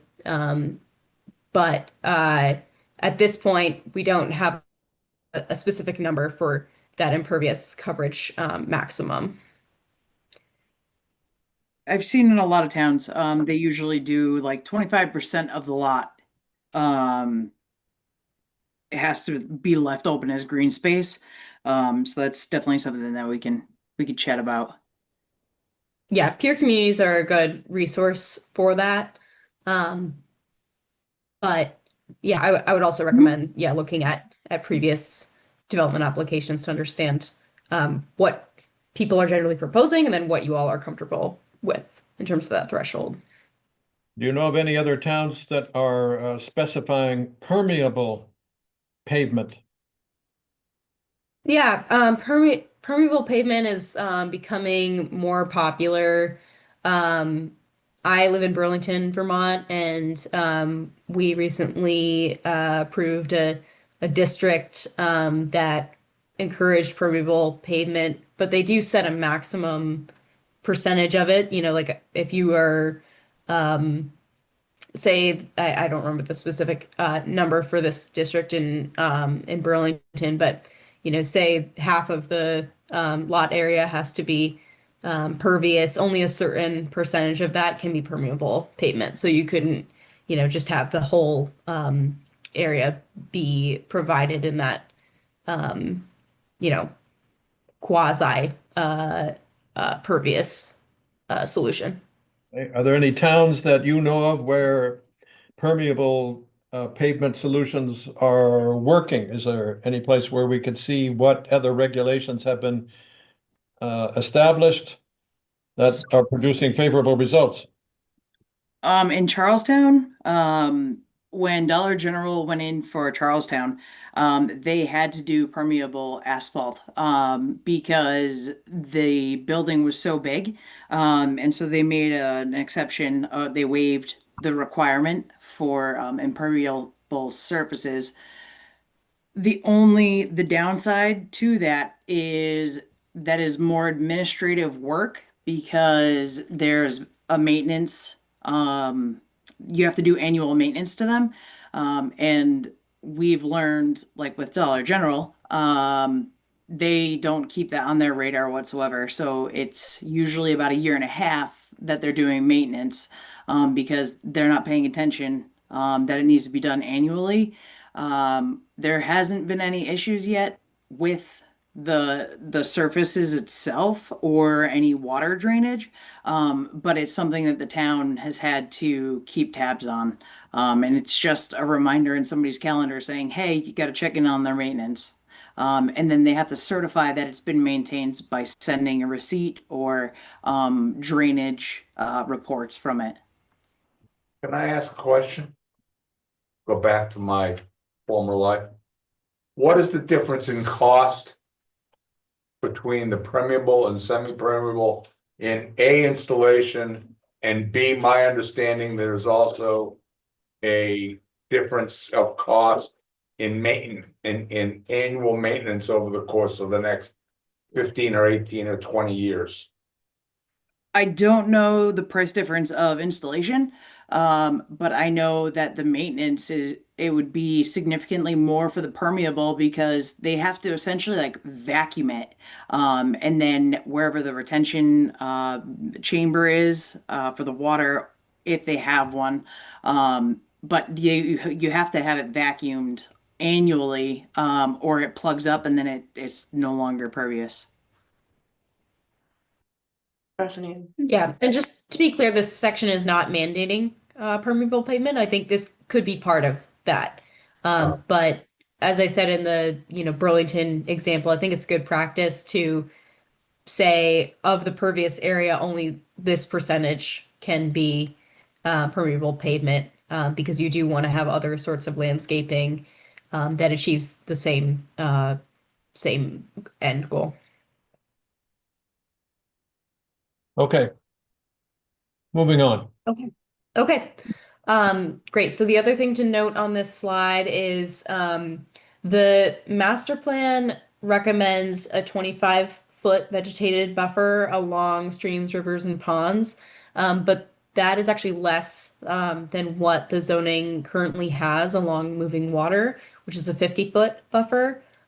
So in our opinion, keeping that 50-foot vegetated buffer that you already have in your zoning makes sense rather than reducing that. I think that may have just been an oversight in the master plan at this point.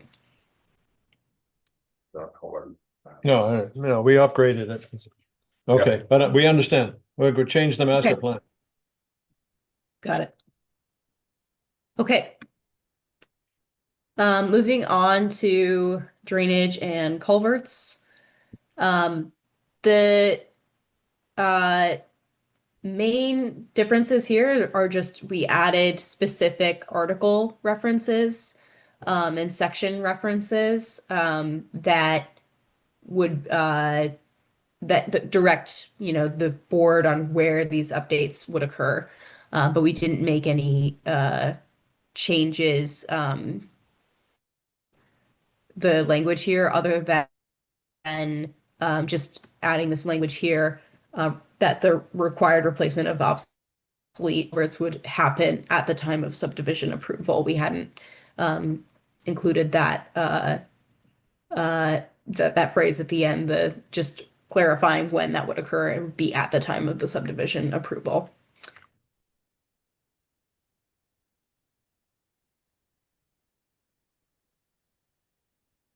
The other piece that is new here is this provision number 5, lot lines shall not be drawn within 25 feet of surface water unless protected by an easement or no build zone. So that is a new piece on this, these recommended changes to stormwater management and utilities. Have you seen any other towns specify the diameter of culverts with respect to water flow? That is a common thing for communities to regulate. I don't have like a specific community that comes to mind in terms of the width, but I could gather some examples for you. Yeah, I believe the state mandates now no smaller than 15 inches. But I know when the highway department, when they're looking at culverts, like for driveway installations, they're looking at how much flow is going through there annually, and recommending at that time, like if for a driveway culvert, what size they need to put in. And for developments, I mean, if it's going to meet the 100-year storm, it's got to be a certain size, regulatory wise, in order to meet, if the town updates it to meet the 100-year storm requirements, it'll have to be looked at. Kind of just like the stormwater management report that we received for the aerial course.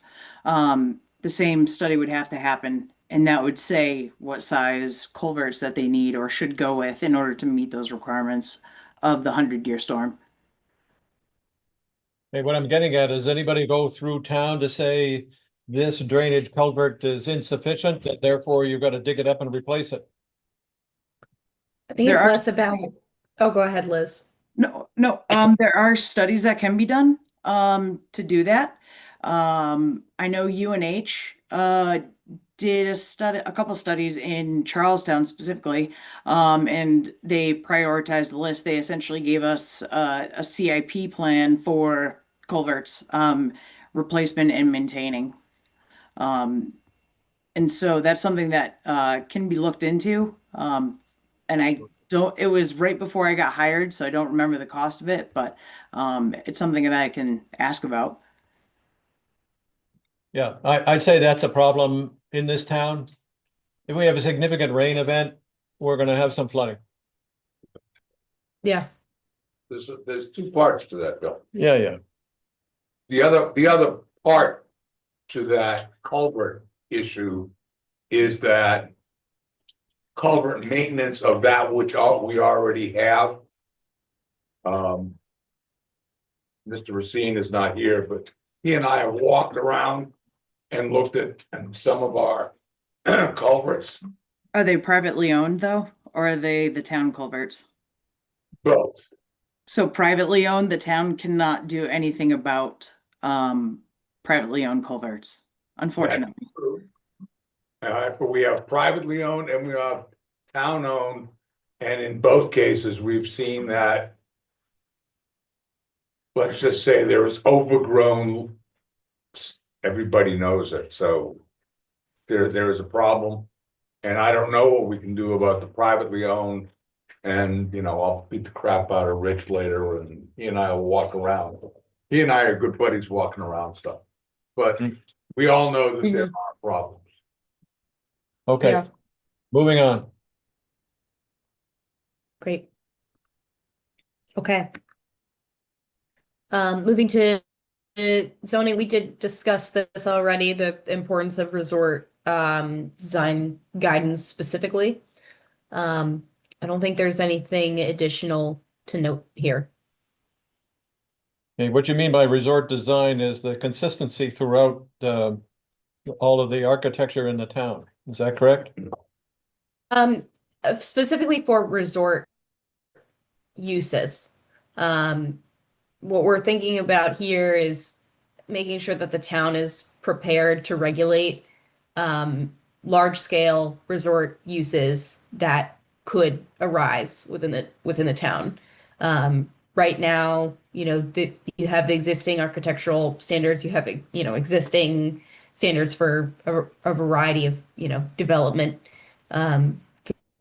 considerations that regulate all the uses that you currently have within town, give or take. But right now, the ordinances do not have specific standards for like a resort PUD, for example, or something like that. Or these, you know, resort specific architectural and site design guidelines that we're mentioning here, that would focus on architectural standards. And I think the other key, you know, very important piece there is the transportation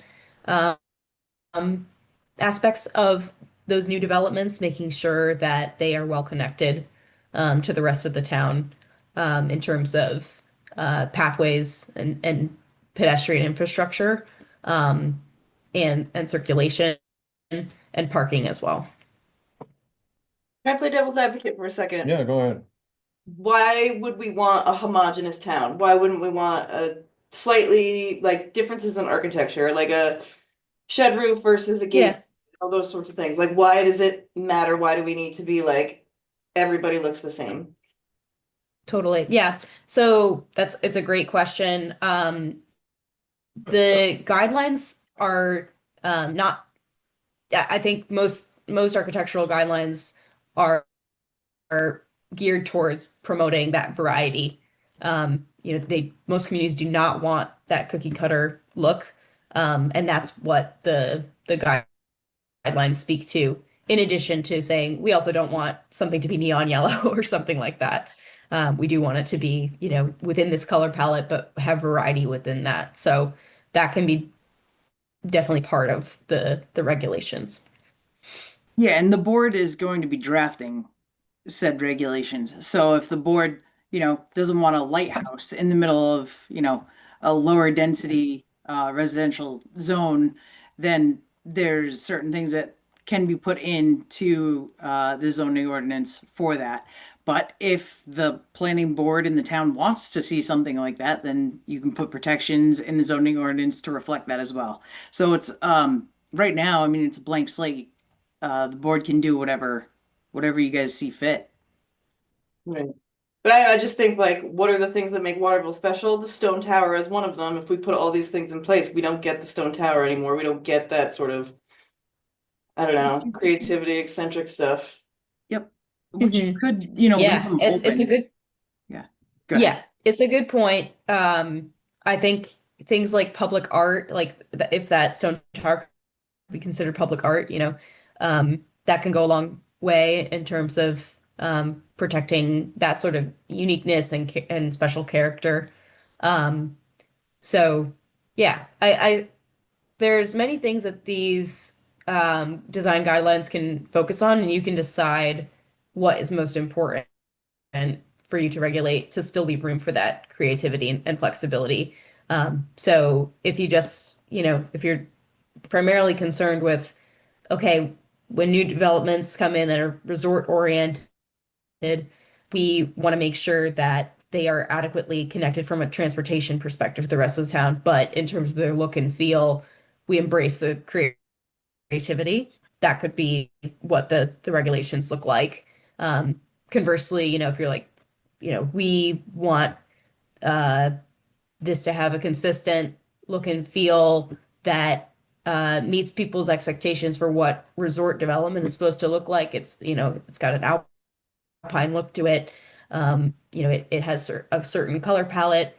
That could be part of this as well. But it, as Liz said, that's within the board's purview as you draft this language in the future to decide what you want to focus on.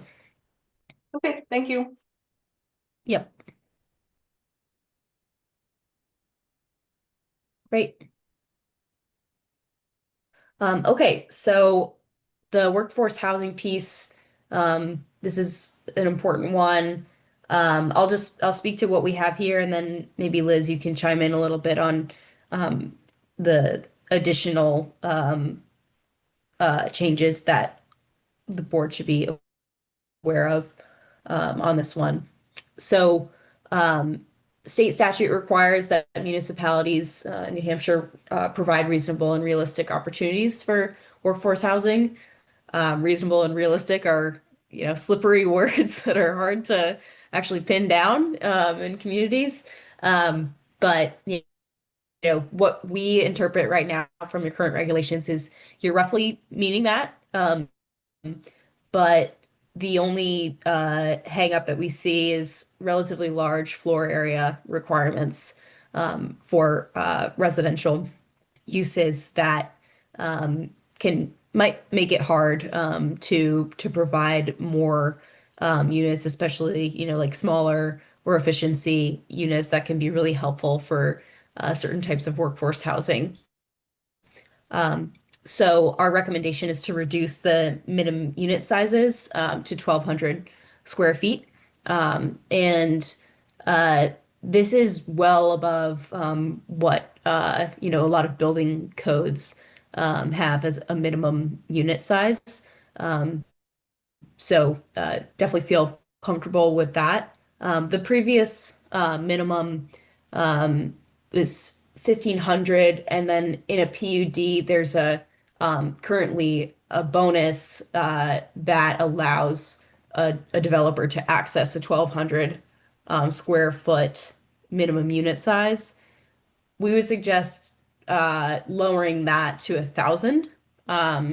So basically what we're saying is just, lowering those thresholds, both of those thresholds, the overall minimum from 1,500 to 1,200, and then that bonus from 1,200 to 1,000.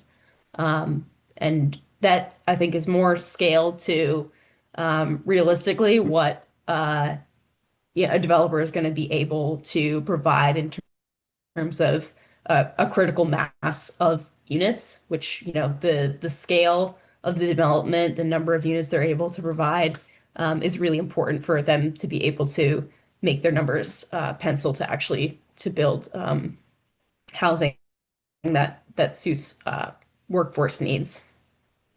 Can someone explain to me, like, I'm 5 years old, what a density bonus is? Like, what's the bonus part of it? What do they Totally. get? Totally, yes. So a density bonus is basically, when it's a carrot for a developer that says, if you provide this many additional units that are priced affordably, you will be able to access this benefit. And so in this case, it's saying, if you provide, I forget, what the exact mechanism here in terms of what the developer is providing to get this bonus. But, if they do this thing that's desirable to the town, say, as an example, say it's like 5 more units of workforce housing, they would then be able to access a lower floor area. So they don't have to make their units as big. It's an advantage to them. Yeah, or the town can give I don't know if them. that was suitable for a 5-year-old, maybe like a 10-year-old. Yeah, it's like getting a reward for doing something that the town wants. That's perfect. Thanks, Liz. Yeah, no, totally. Yeah, I've had this conversation before many times. And that's kind of what it is. So it's a, hey, you build 5 of these units and you rent cap them at this amount, then we will let you have more dense, like you could build above the height requirement, or you could build closer to the setback, things like that. Okay. So do we run down the slippery slope where we down regulate the zonings? And now we've got issues with water treatment facility, sewage, all those other issues. And how do you compensate for that? So this would be all done during the planning process. So when a PUD comes to the planning board for review, it gets reviewed by water and sewer. It gets reviewed by emergency responses, highway. So it gets reviewed by all of the components. And so they would still have to meet all of those requirements, even with the bonus granted.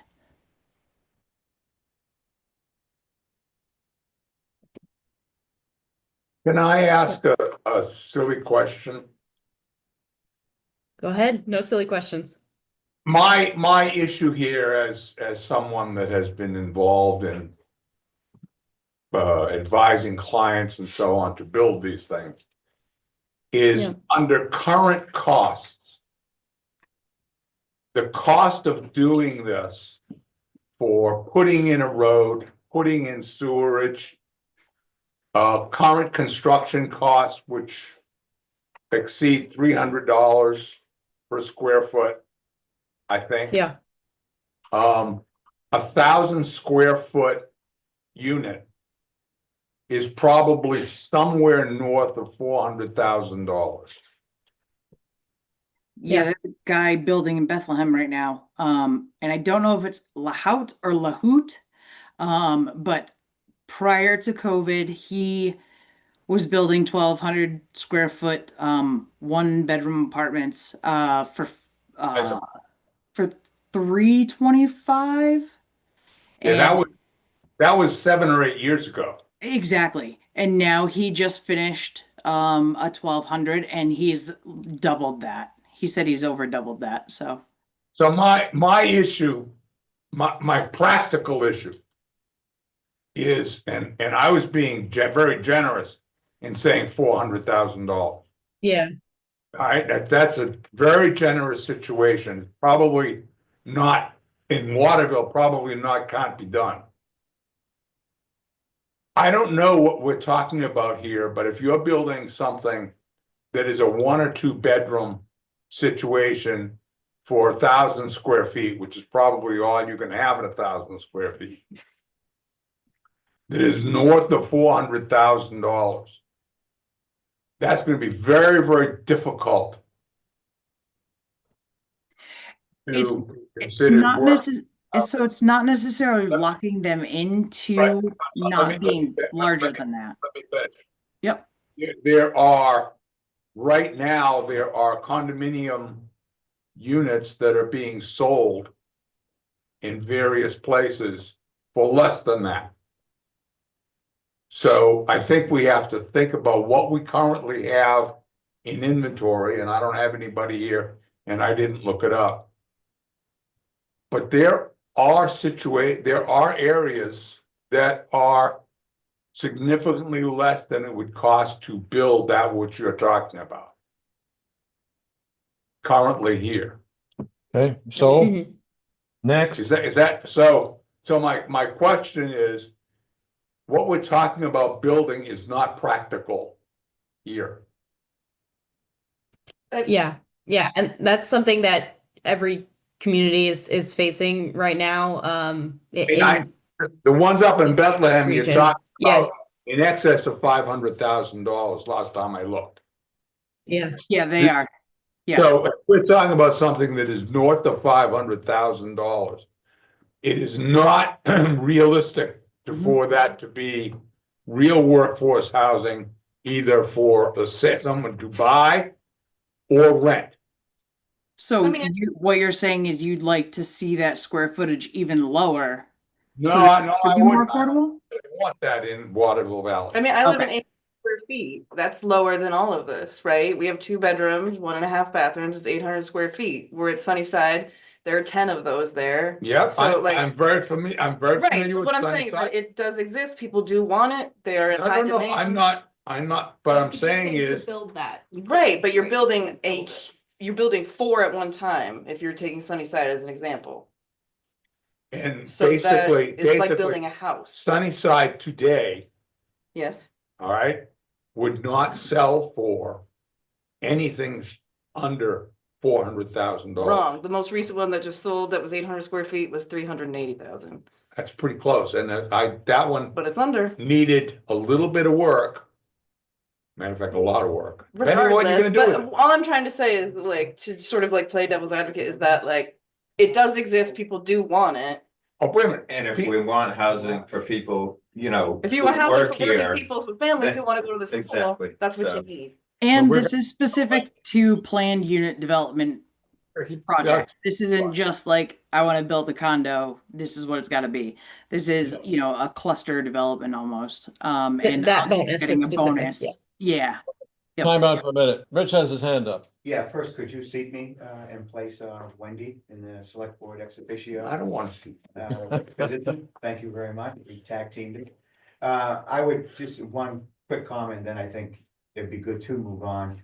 Is that you're just looking, Mike, at the construction costs. You're not looking at the financing costs, and there are. Oh, no, I am. Mortgage programs which could benefit, which possibly could allow people with certain income levels to purchase something of that price. I know it's tough, but I'm just thinking of VA loan, for example. That's how I got my first house, Mhm. was a VA loan. And it was a very favorable interest rate, which was 13% at the time. Because it was 21 everywhere else, and there was no down payment required because it was guaranteed by the VA. By the VA. So there's the other side of this equation, and I agree with the view that if we don't build it, if it's not allowed to be built, then you're just closing off the possibility altogether. Yeah. Yeah, you're hereby seated. Thank you. Mhm. Yeah, Next. I don't have a solution to that. I don't think we're gonna try to discuss this today, but let's move on. Okay. All right. So this short-term rentals section is new from last time. And we have just a couple recommendations here to improve the enforcement of the current short-term rental regulations that you do have. These are really just clarification things that we saw that, you know, it's a little bit unclear about what type 1 and type 2 STRs are in the ordinance to help people navigate those application forms. And then another thing that some communities do is they prohibit or restrict ADUs, accessory dwelling units, as short-term rentals. Accessory dwelling units, you know, are an important opportunity for a variety of housing types. It could be workforce housing, it could be age in place type housing. And having, you know, those as short-term rentals can reduce the effectiveness of accessory dwelling units in providing housing that the year-round community needs. We also think, you know, for any community that has a strong seasonal economy and short-term rental presence, having performance standards related to noise, parking, and neighborhood impacts are important to include in your ordinances. And some of the case studies that we have here, Sunapee, for example, requires that ADUs that are used as short-term rentals have an owner occupancy requirement for the primary structure. So that's a pretty, low threshold in terms of the types of allowances they're having for ADUs and short-term rentals. They're basically saying you must live in the primary house to rent out the short-term rental as an ADU as a short-term rental. But Bedford and Stratham prohibit ADUs as short-term rentals altogether. So I think it's going to be an important discussion for the planning board in the future to determine what level of restriction feels appropriate to you in terms of the role of ADUs as short-term rentals in the community. Rich, you have a comment? So the planning board may recall that we formed a working group to look at this issue in light of the changes of state law. That working group was John Racine, Liz, and myself. And that was one of the key questions we were wrestling with. It was unclear to us that the new law allows ADUs to be treated differently than single-family homes with regard to short-term rentals. So are you saying that we could prohibit flat out ADUs being used as short-term rentals? Full stop. It wasn't clear that was. Yes, that is an option. Other New Hampshire communities have that in place. Yep. Good. Define short-term rental. A short-term rental, it can be defined differently in different communities, but basically it's like an Airbnb. It's a home or an apartment that's rented out on a short-term basis as accommodations. We have it exquisitely defined, Mike, in our, I can't remember what it is because it's so complicated. That's my issue. As a person. What is a short-term rental? What is a short-term rental? But it's there in writing. You could, once you read it, you can understand. Yep. Okay, anything else on SDRs? Nothing else on STRs. Yep. Okay, moving on to transportation and parking. We've got this visual here of all of the curb cuts in Conway on the White Mountain Highway. This is what we're trying to avoid. So just the main differences here from last time. We just added a reference to Senate Bill 284, which requires that you can't require more than one parking space per dwelling unit. So that's the that. I don't think there's anything else to note here. These curb cuts that you have on the illustration, what are they for? Yeah, so one of the recommendations here is to add curb cut and access management standards in zoning that would prevent this type of situation. So all of these curb cuts make it really challenging to navigate this area. It creates backup issues on the highway here, and it's just a confusing environment to navigate for all modes of travel. And this is a result of not having regulations in place that speak to access management. You know, how are people moving from a roadway into their destination? So reducing the number of these is safer for drivers and pedestrians, bicyclists.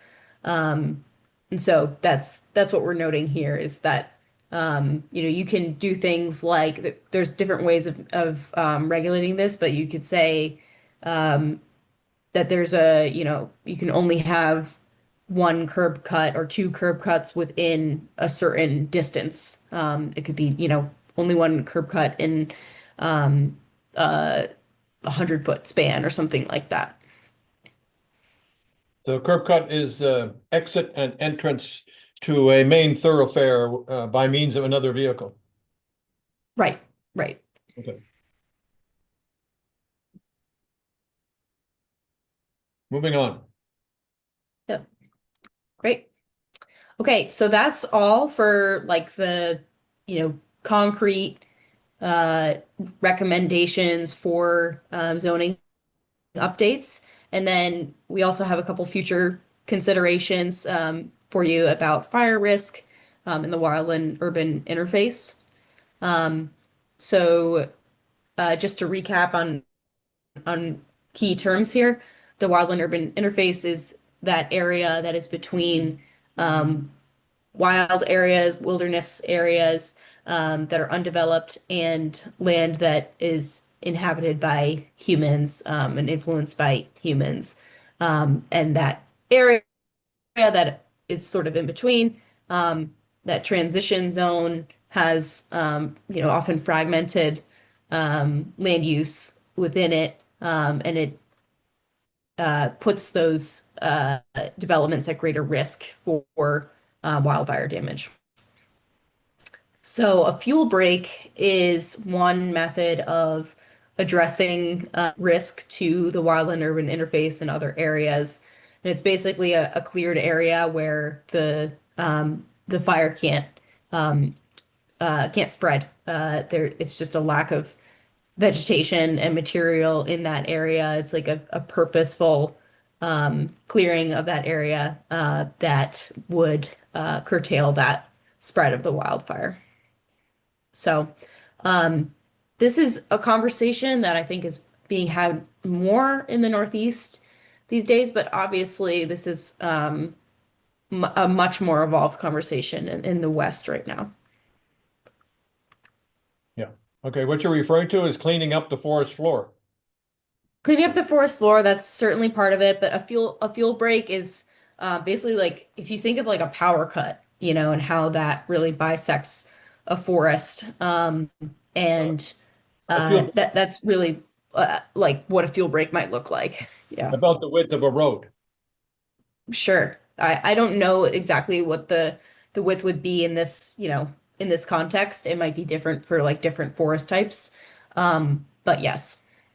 This is a tough one, because our zoning allows setback of only 5 feet between LDR, for example, and the national forest. This is Yeah. a natural forest thing. This is Well, a I national I think this forest. is an important conversation for Yeah. next year. I mean, I think this is the future because Oh, it is yeah. so detailed, but I do think it's an important conversation for us I don't know how to we attack. keep I agree. out there. I But agree. for, Well, we got so Cleaning much up on the our plate, future, yeah, right. but I'm very interested in this and that Yeah. down the road, that's why I was asking the SE group is to point us in the direction we should go in the future. Yeah, we're not gonna do this today. That zoning requirement would Yeah, I think that's okay to not embark on this today, Right. but definitely really good that you all are interested in this and concerned about it because as climate change persists and weather patterns become more variable, we saw, drought issues this past summer. And that is going to, I think my internet went out for a second. I don't know if you could hear me. Yeah, you're good. But it's all Okay. relevant because during the month of August, September, the drought was Yes. so severe, we started to think if we had a fire in Waterville Valley, many places would simply burn down. Yeah. Yeah. They're not well protected at all. Yeah. So definitely important to think about this for the future. And there are a couple mechanisms that you can use to help plan for fire events and improve the community's resiliency to them. So one is a community wildfire protection plan. And this is something, again, a lot of Western communities have embarked on, and they often partner with the Forest Service on them. And then this other program is Community Planning Assistance for Wildfire. It's a similar, type of planning process to figure out what the important hazard areas are that you should be aware of. Where is the WUI in your community, and then translating that into actual changes in your land use regulations that reduce risk and increase what's called defensible space, you know, that area that is in between development and a forested area where a wildfire could occur. So these are really important things to think about. One thing that's not on this slide as well is the Headwaters economics. That institute has a lot of resources on this as well. And yeah, there's several organizations that are working in this area that I think, you know, would be eager to work with the community in the Northeast that stands to lose a lot from a fire event. And they would, yeah, I think be very interested in working with you on this. I think a good, this is Rich again, I think a good step that the planning board could take now is to form a working group with the Department of Public Safety to start the determining where we may be vulnerable. And so we can then determine what land use changes we may or might have to make. With regard to water, the select board has been talking to public safety about the importance of Corcoran Pond, for example, as a source of water. So that also could be integrated into this group. So I would recommend that as soon as possible, such a group be formed. And that it study it over the next year and come back and tell us, contact this CPAW and tell us what needs to be done and then what can be done with regard. I think that sounds great. I think I would suggest, you know, reaching out to the CPAW early because they may have resources for you to begin that working group as well. Very good. Great. Okay, and then finally, I don't think we had any changes to this slide other than, yeah, no, I don't think, yeah, we just removed originally we had the STR standards in the streamlining section, but then we gave it its own dedicated slide. So no other changes to these, just clarification edits that we recommended.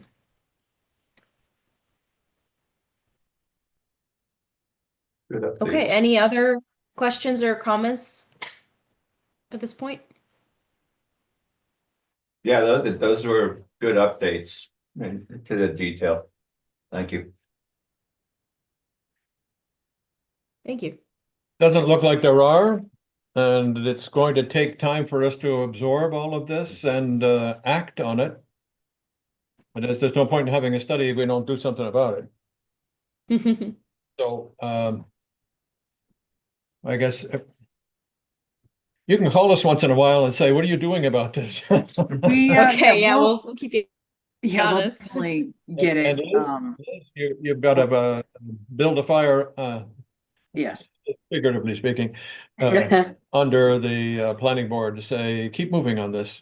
Yep, I'll be working with you guys to get it. Otherwise, don't let this recommendation book gather dust on a shelf somewhere. Yeah, I'm gonna send you these slides right now. Yeah, we'd be happy to follow up with you in a few months and see, you know, if additional questions have come up. I know these things are very complicated and dynamic, you know, you may be navigating new changes in the community that change the way you're thinking about some of these recommendations. Yeah. So as you were listening this morning, nothing is easy. Nothing. Right. Yes. And nothing No, goes. as I was, yeah. Okay, thank you for this. Yep. And Thank you all. Please don't lose our phone number. Stay in touch. You know, instigate, probe, and Because I don't want to let it just slide away. That's the point. Yep, Okay. yep, Thank you very much. understood. Thank you, SE Group. Thank you. Yep, thank you all. Appreciate the time. Julia. Any comments, Mike? I'm sorry. Mike, what did I? No, you always got a comment. I have no more comment. I'm getting ready to take Tina to Concord. No, I'm looking at Chief Noise. Can you hear us, Dave? I can. Yep. Any comment on this? Anything that stimulates you? Things that we have to do? No, I was waiting to hear the recommendations, made by the SE group. I'll wait till we can see it. I can kind of review the details on paper. Certainly the things addressing the ADUs needs to happen to be in compliance with the law. The other stuff as far as the fire risk, Forest Service is a major factor in that of whether that making that happen. Certainly on board with participating. I'm not aware of this community planning assistance for wildfire group. A little interested in learning a little bit more about them. But if they have some leverage with the Forest Service that we can get some things done, then I'm all for it. Good. Okay.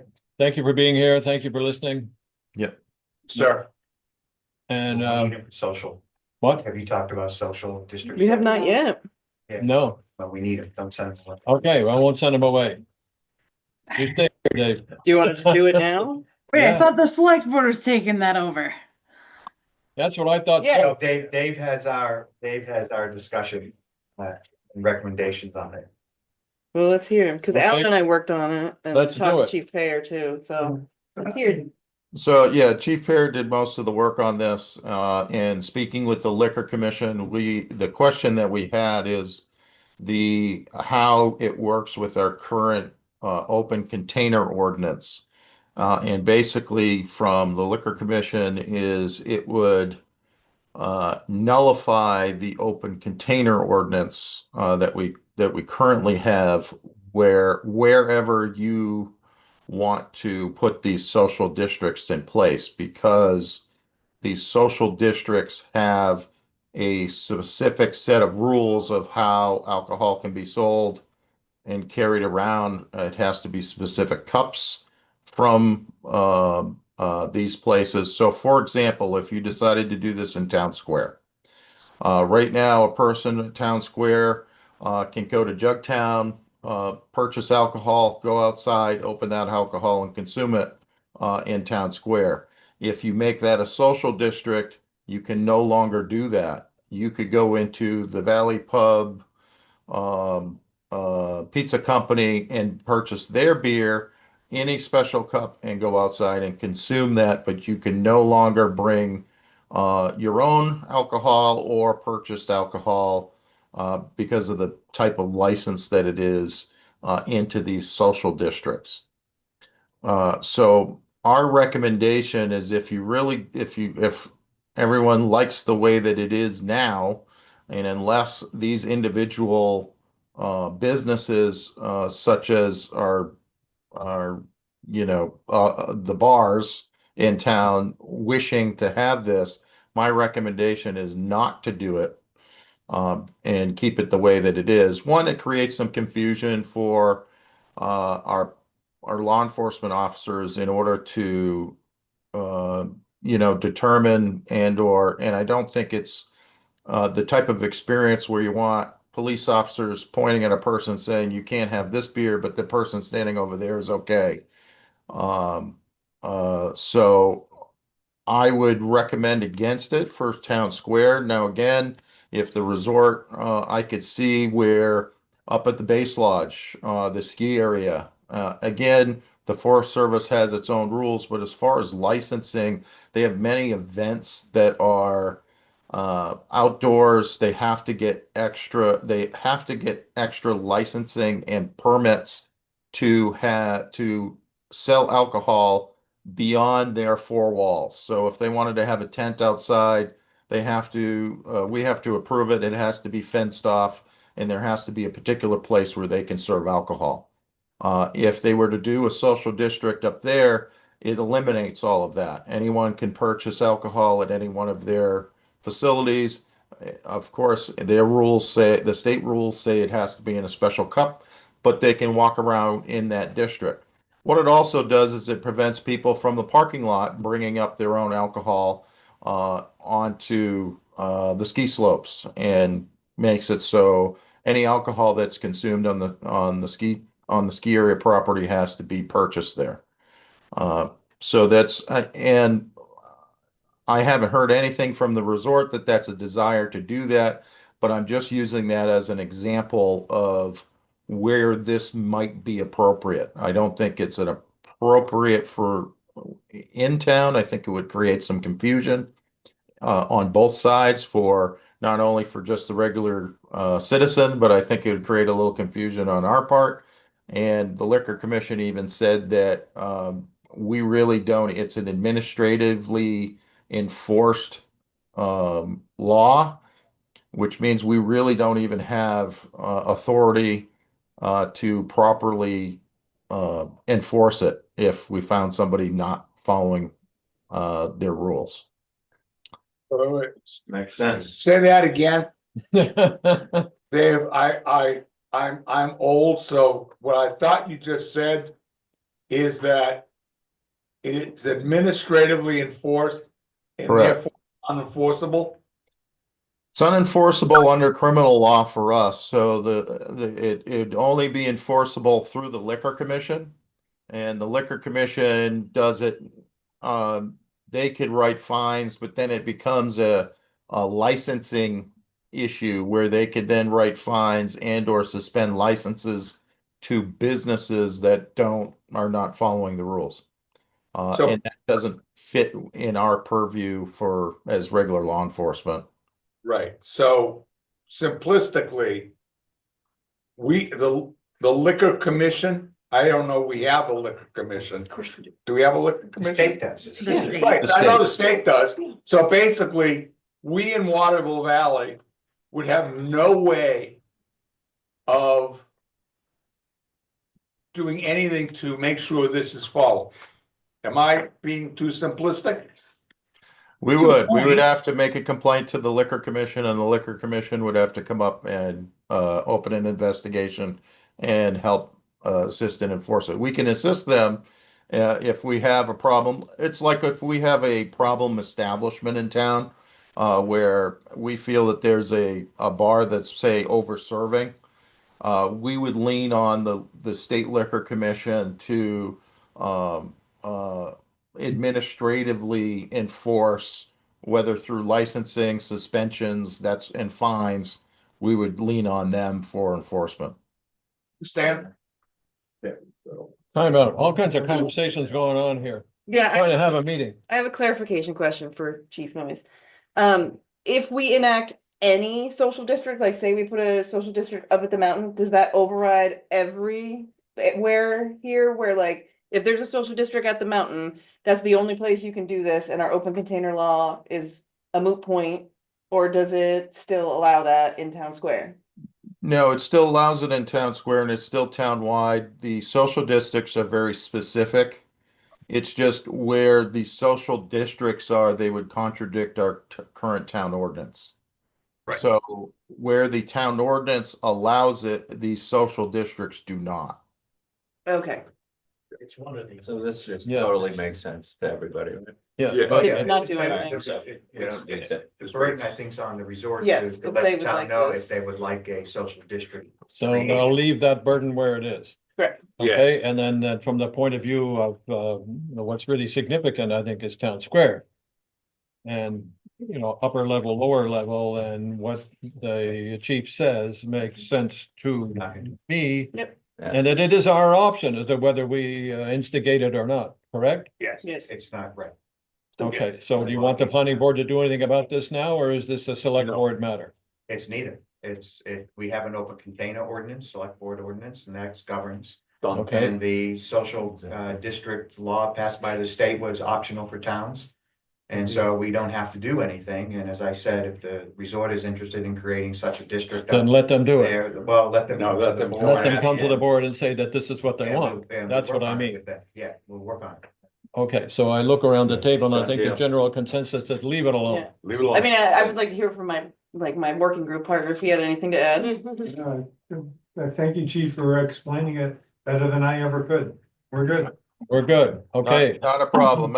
In the general consensus of the business owners in Town Square that I've spoken with, they don't want this either. So, I would think if there was an overwhelming request for something for this to happen, then yes, but I would agree that the consensus is leave it alone. Leave it the way that it is. We can enforce it the way that it is now with an ordinance, and it still gives pretty much free will for everyone in town to have whatever experience they want. Okay, I think you have the consensus that you were looking for. Yeah. Yeah, Thank you, sir. that's all good. Anything else?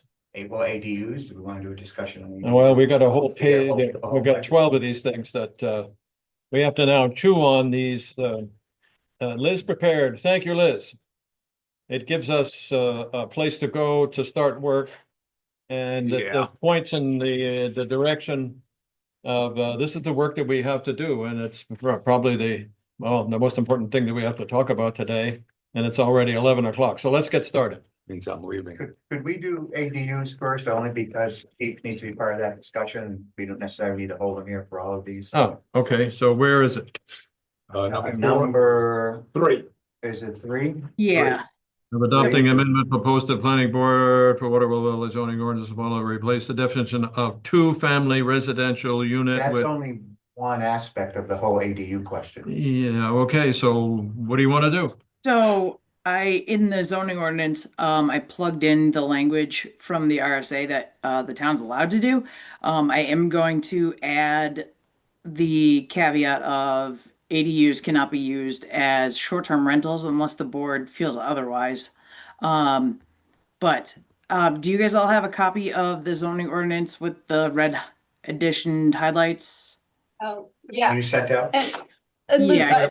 This page? no, it's the actual ordinance. The right? actual ordinance, yes, with the additions directly in it. I had a quick question to a Yes. housekeeper on that, on page 7, Yep. number 3. Should the term RSA go in front of 485-A-38? Yes, yep, definitely.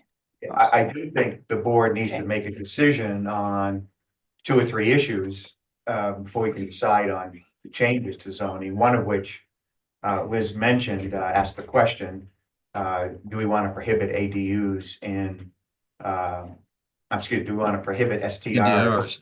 ADUs being used as STRs. I Yep. was not aware that the state, I read it differently, but if that's the case, that's better for us. Absolutely. And so that will be an amendment, right? That has to be a zoning amendment, Liz. It can't be, since we already have STR regulations. I would add that in both places. So if there's a short-term rental application, I would definitely also add it into the zoning ordinance, just so that it's crystal clear that it's not allowed. Okay, so we need an amendment on STRs not allowed in ADUs. Yep. In town. Are we talking detached or? So the both. town has to allow attached and detached now. Right, So, but only one. that's and the other then- question, yeah. right? Yep. But what my question was, if we prohibit STRs, ADUs, being used STRs, that's for both detached and attached, is that Yes. correct? It can cover both, is my understanding, yeah. Do we want to cover both would be a. Do I hear a motion? Well, we need the discussion. Well, we're discussing it, and I've heard all around the table, everybody nodding with approval to say, no, we don't want to do this. That is, we don't want Right. ADUs becoming short-term rentals. I move that ADUs, both attached and detached, have short-term rental exclusions.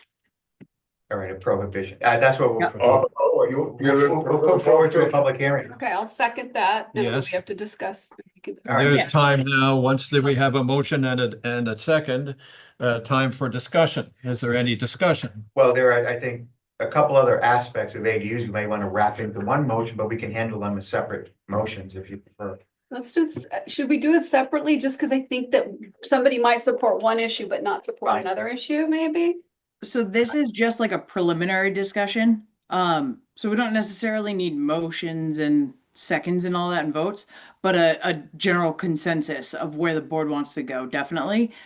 So he's gone. Yeah, I think that's a general consensus. Okay, I'll withdraw his motion for him Yeah. and say that, do we have general consensus Yeah. that short-term rentals are not prohibited with respect to ADU, are prohibited, Yes.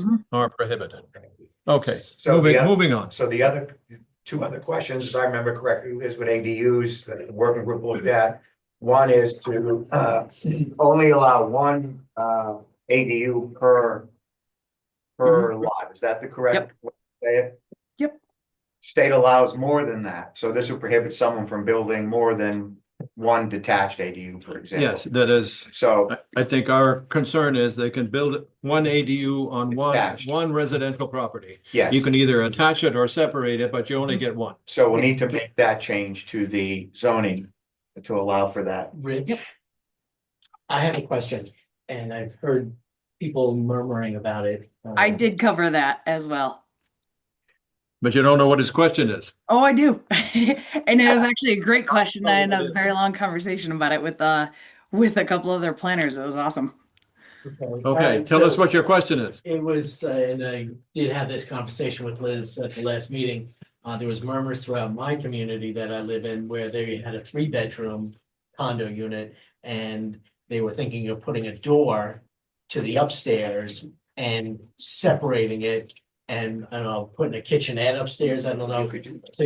We can do that. Oh. I don't think Liz, the town, according to state law, we can't prohibit that.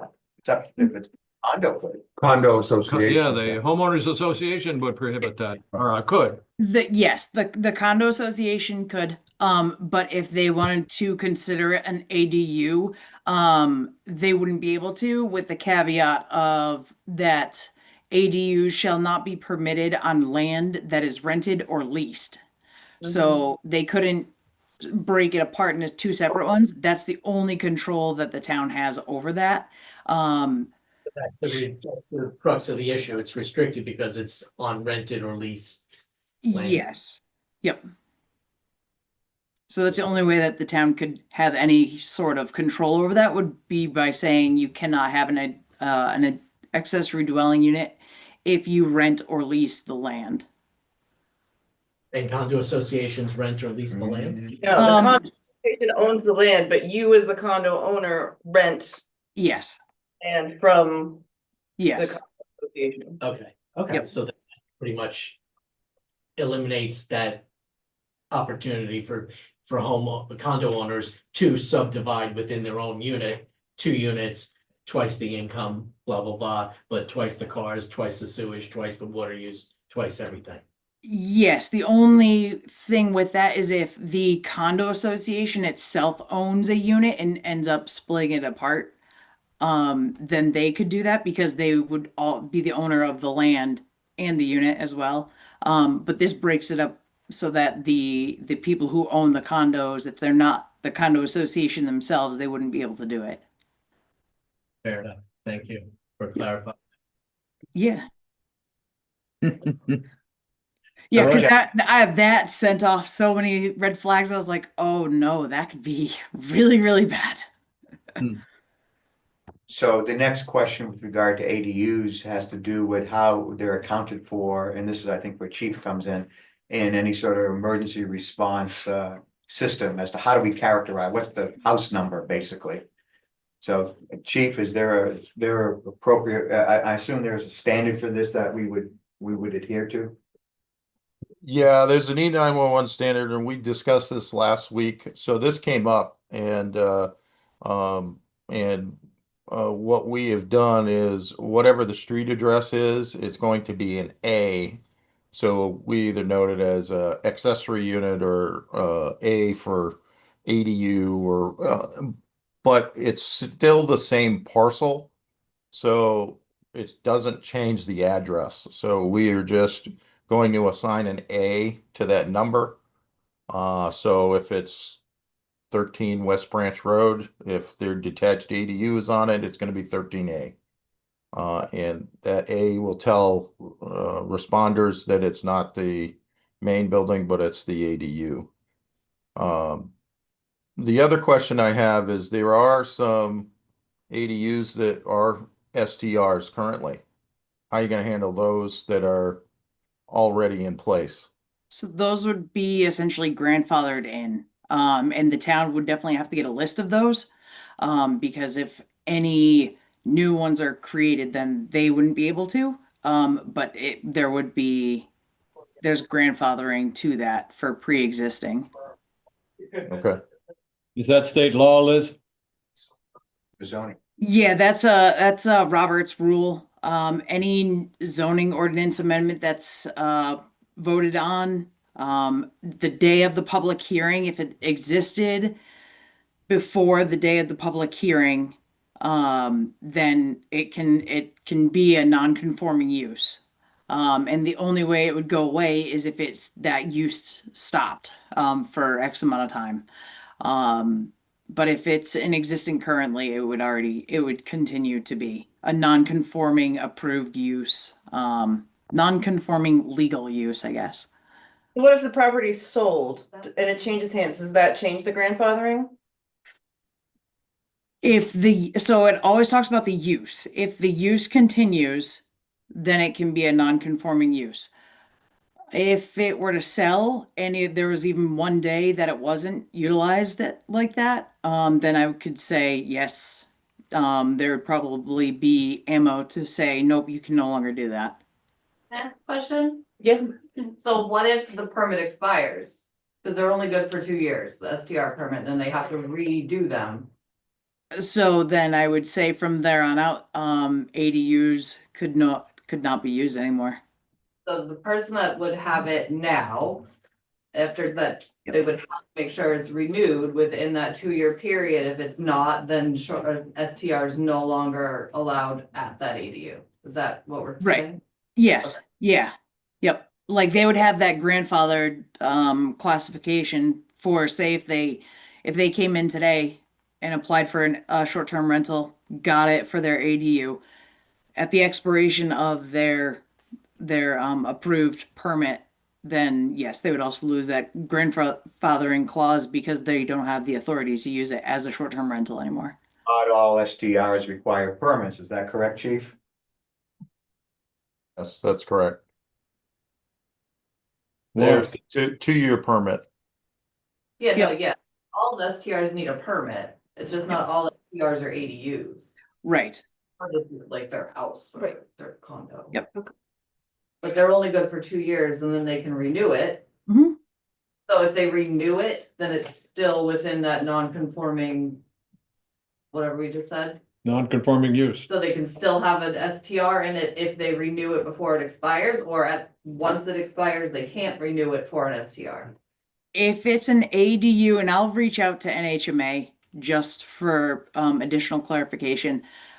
My understanding is that if it's approved and the permit expires, that means that the town is saying you're good to use it for this, until this deadline.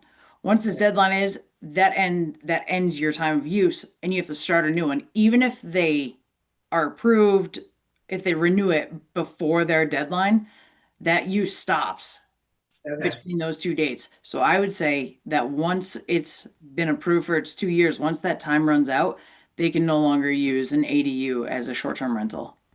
I'm confused on the terminology then, chief, maybe you can help me. I didn't think all STRs required a permit. They required a permit if it's triggered certain number of days per year, per calendar year, no? Or is it different? They do. In order to be considered an STR, you had to rent on the short-term basis less than 30 days and so many days combined in the year. But if you meet that criteria, you're considered a short-term rental. which then you need a permit. I see. So no STRs in town can operate without a permit. Correct. If it meets the criteria of an STR. Liz? Yeah. Then getting back to my question, could someone be a long-term rental and have that ADU there That's the. and split up the condo? No, because we go back to the rented or leased land.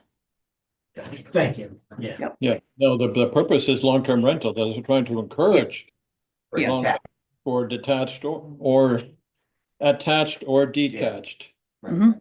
Purpose was to try to encourage, that's state law. State law is trying to encourage long-term rental of such ADU properties. Mhm. i.e., you know, workforce housing and affordable housing. They're two separate things, but that's the goal that apparently is what they're attempting to encourage communities to do. So, Yeah. so that's our purpose, is to say that if you're not doing what the law intended you to do, it's disallowed. Mhm. Anything else on this particular? So that's numbers 3 and 4. I think it was just ancillary. The ancillary question was changing the definition for a two-family unit, which is different, i.e. a duplex is different from an ADU. That's Right. attached. That's number 3, Right, but that's still a modification that we have to make. right. So what I'm attempting to accomplish here with this list is to say, do we have general consensus on this? Can we move forward now to write these as warrants? Well, they have Liz right. Okay, yeah, Yes. I'm not a good warrant writer, but maybe Liz is. Yeah, I can't remember if I emailed those over or not. The list of zoning, The drafted warrant articles. Yes. Like the zoning. Okay, so those are everything that like we're talking about. So it's just a yes or no, keep it or get rid of it. Or change it. So that the board gets what they want for the zoning ordinance changes. Right, so that when we reach time, we're gonna run into deadlines, Yes. we have warrants ready to Yes. say that we've written the warrant, that council has looked at it, council's approved it. The board has a consensus that we want to go forward with this and present it to town meeting so that the voters can vote up or down on it. Yeah, does the town, once all the warrant articles are put together, does that get sent to legal? Yes. for Yeah. review? Normally, yes. Okay, so then we can just wait for that instead of doubling down. Instead of having them council review it prior to, it can just be sent in with the entire warrant. once we agree. Once we agree that Yeah. we want to do these things, then we get a package of warrants. Hmm. We get them over to council. So you want that done prior to the town sending the entire warrant over to council for review? No, don't do it that way.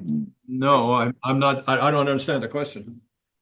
So, go ahead, Rich.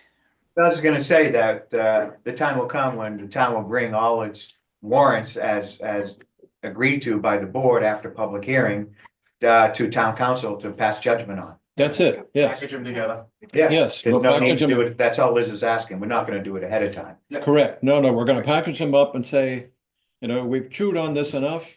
We have warrants, Well, everybody has warrants. no, I we mean, the select board will compose, have warrants, planning board will have warrants. fine, that enough, these warrants have been surveyed by the committee approving them. We think that these are good warrants, and then we hand the package of all of them together to council. Right, town staff. review it. Liz, the question I have is though, don't we need to add to what you've written here? Only one ADU per property, ADU STRs are prohibited in ADUs, is that in the language here? So I just added ADU shall not be used as a short-term rental. I just added that right now. Okay. But One per, yes, so 3B1, it says one dwelling unit oh, shall be identified, owned, and, It says to allow one, yep, so I will change that accessory dwelling unit. I will change that definition to reflect just one. only one, right? Yep. Okay. I think, did that cover all our ADU questions out of the working group, Liz? Think it did. Yes. And then, the ownership, That's the difference. Between that and, right, yeah, we wanted someone to own, whoever has an ADU, they have to own one of the units, so Well, that they can't be conveyed separately. they have to own the both, right? The boat, Yeah, A two Yeah. family, two separate owners. Right. yes, that's correct. So but in the case of an ADU, Only one owner. ownership. one correct. We're not requiring them to live there, or are we, is that a whole separate issue? Is the primary, so one of the dwellings, shall be occupied. Both primary dwellings shall be maintained in the same ownership. I thought we did that somewhere in here. Cause we wanted the ownership to remain in one of the units, to live in one of the units, correct? Yeah, Yes. I think so. Yeah. What do other board members think? Yes. Yes, Yeah. and that's what distinguished it from a Yep. two-family unit, a Okay. duplex, where you can So have two separate we're owners. clear that the principal building is to be occupied by the owner. And that the owner owns the principal building and the ADU. Perfect. own it, and they live in one of them, though, they don't have to live in the Yeah. ADU. They I don't live think in- the state law, the They just state live in one or the other. doesn't have to be in the principal unit, Right. according to the state, Right. They just have. That's to- how the Britons did it for a long time. Doesn't make a lot of sense. but yeah. If you're a single, like if you're a single person and you have a big house and an ADU, you're like, I don't need to live in that house. but Because I can live in my ADU. Yeah. I suppose. Can live in your car, so. You can't. Yeah, you're one of those guys that lives in a Not- van, yeah. Yeah. All right, so I think we've covered everything on ADUs then. Okay. we Liz, beat- Liz has got all the notes, I'm sure she'll do her magic and Yes. make it work. For our Good. That's what we're public- doing right now. Beat it to death, Alright, yeah. So that was numbers 3 and 4, right? that Yes. we're tweaking. Okay. Okay, now you're saying that, all right, chief's still there. Is chief relieved or? Oh, I don't know if he wants to stand or move around for anything else. There are several he might be interested in. We're Okay. Yeah, clearly, whatever he wants to cover, that's absolutely fine. I'm happy that the chief is there. I'll be listening. I'm doing other desk work, so. Perfect. All right, back to number 1. Adopting a proposal planning board for the town of Waterville zoning ordinance laws to add a provision stating that the ordinance is permissive in nature and that any use not expressly permitted is prohibited unless authorized by special exception or variance. That's wild and woolly. Well, no, That's what we have already. yeah, but this makes it explicit. Exactly. This just makes it very clear, because there was no language in the ordinance saying that. It's how the town operates. So this is just adding that in there. Okay, then putting it in the ordinance makes it enforceable. Yes. That sounds People can Okay, still to me, be- that's For very special useful. or variance. Yeah, Oh, Right. yeah, I thought it was good. Number 2. Okay. okay, I like it. Number 2. to Add a provision stating that in the event of a conflict between standards or requirements within the ordinance, the more restrictive standard shall govern. yes. I like that. Yes, I think that's we good. say that in our Yeah, but it's site plan review, but I think putting it in the putting in zoning- the ordinance Right. makes it enforceable. Right, That's good. 3 and 4 we've done. Yep. Okay, and to update the definition of dwelling unit to specify that it applies only to Right. permanent buildings and permanent portions thereof as used as residential purposes. So you cannot live in your in your car. car. Right. Well, it's Make it more explicit. specific that it requires a stable foundation. Because people will be like, well, I have a motor home and it's not- permanent. that's but not No, it's not considered permanent. Okay, But it says it applies only to permanent buildings. I'm just, Okay, that's fine. put a trailer on your lot on concrete block. Do we want that? That's permanent. Trailers mobile, right? I don't think we consider it. I was gonna say RV's not defined as permanent dwelling unit in the state law. Wider, single wide, like a. Yep. you know, A mobile home, manufactured home. Yeah, It's in the name. well, but Um, state prohibits us now from regulating out mobile homes. Isn't that correct, Liz? Yes. Yep, that is correct. We have to allow it. Allow mobile homes. So if somebody has a trailered mobile home, drags it up to his lot and puts it on Yeah. blocks, he said, now that's now a permanent residence? And well, it's gotta meet all the other requirements that a single family home has to meet in that zone. Still has to meet building code, electric code, things like that. And it could be purple. Yeah, Well, no, we have architectural standards.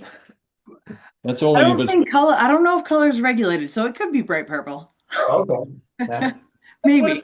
I'd have to double check. You wanna live in You that? own the land. Go for it. Color is regulated. Yeah, Color is regulated, okay. architectural standards, we do mention color must be neutral or foresty or. Okay. Found in nature, I think. Green, bounds, we do have that. okay, John, take your purple paint back to Walmart, yeah. Okay, next. Food service establishment. To Yeah, add a definition for food service establishments and to replace all references to restaurants with food service establishments for consistency throughout the ordinance. Makes sense. So this came from the select board when it ran into an issue with a food truck, i.e. a mobile food service establishment, as I think how the state looks at it, Uh-huh. operating in the special education district, I think it's Civic? called. Yeah, No, not special civic, no, that other, what's it read, that orange one up at the top where BBTS. up and the there, Academy right is. against BBTS. Yeah, what's the color, I can never remember. Zoning district. Special education zoning, special zoning district, right, and it's not, so, it's not allowed according to the use table now. Snows Mountain Special Zoning District. Got it, so, it became apparent to the select board that's calling just having, it's the only place that's mentioned in our use table, restaurant and lounges. And restaurant could, was thought by the board to be very restrictive. It could be read as very restrictive, although the planning board historically has used restaurant in place of food service establishment. So the board recommended that we change the zoning ordinance to replace restaurant with food service establishment, which covers a host of establishments. Because there's a definition for that. There's a state definition for that and just follow the state definition, which usually makes things simpler. I Not remember, always. I remember reading it, it's very Yeah. voluminous, it covers up. Yes, so with the working group, we did modify that. And we came up with a shortened version. So any for-profit, fixed or mobile, attended or unattended food vending operation under private ownership that prepares food for sale or serves as an eating or drinking establishment or operation. This excludes fundraising activities and one-time events, even if annually scheduled. So, because with the state definition, there was concern about the bake sales and a chocolate fest, possibly, I think it was, and a couple of other fundraising events. But we weren't 100% set on this definition.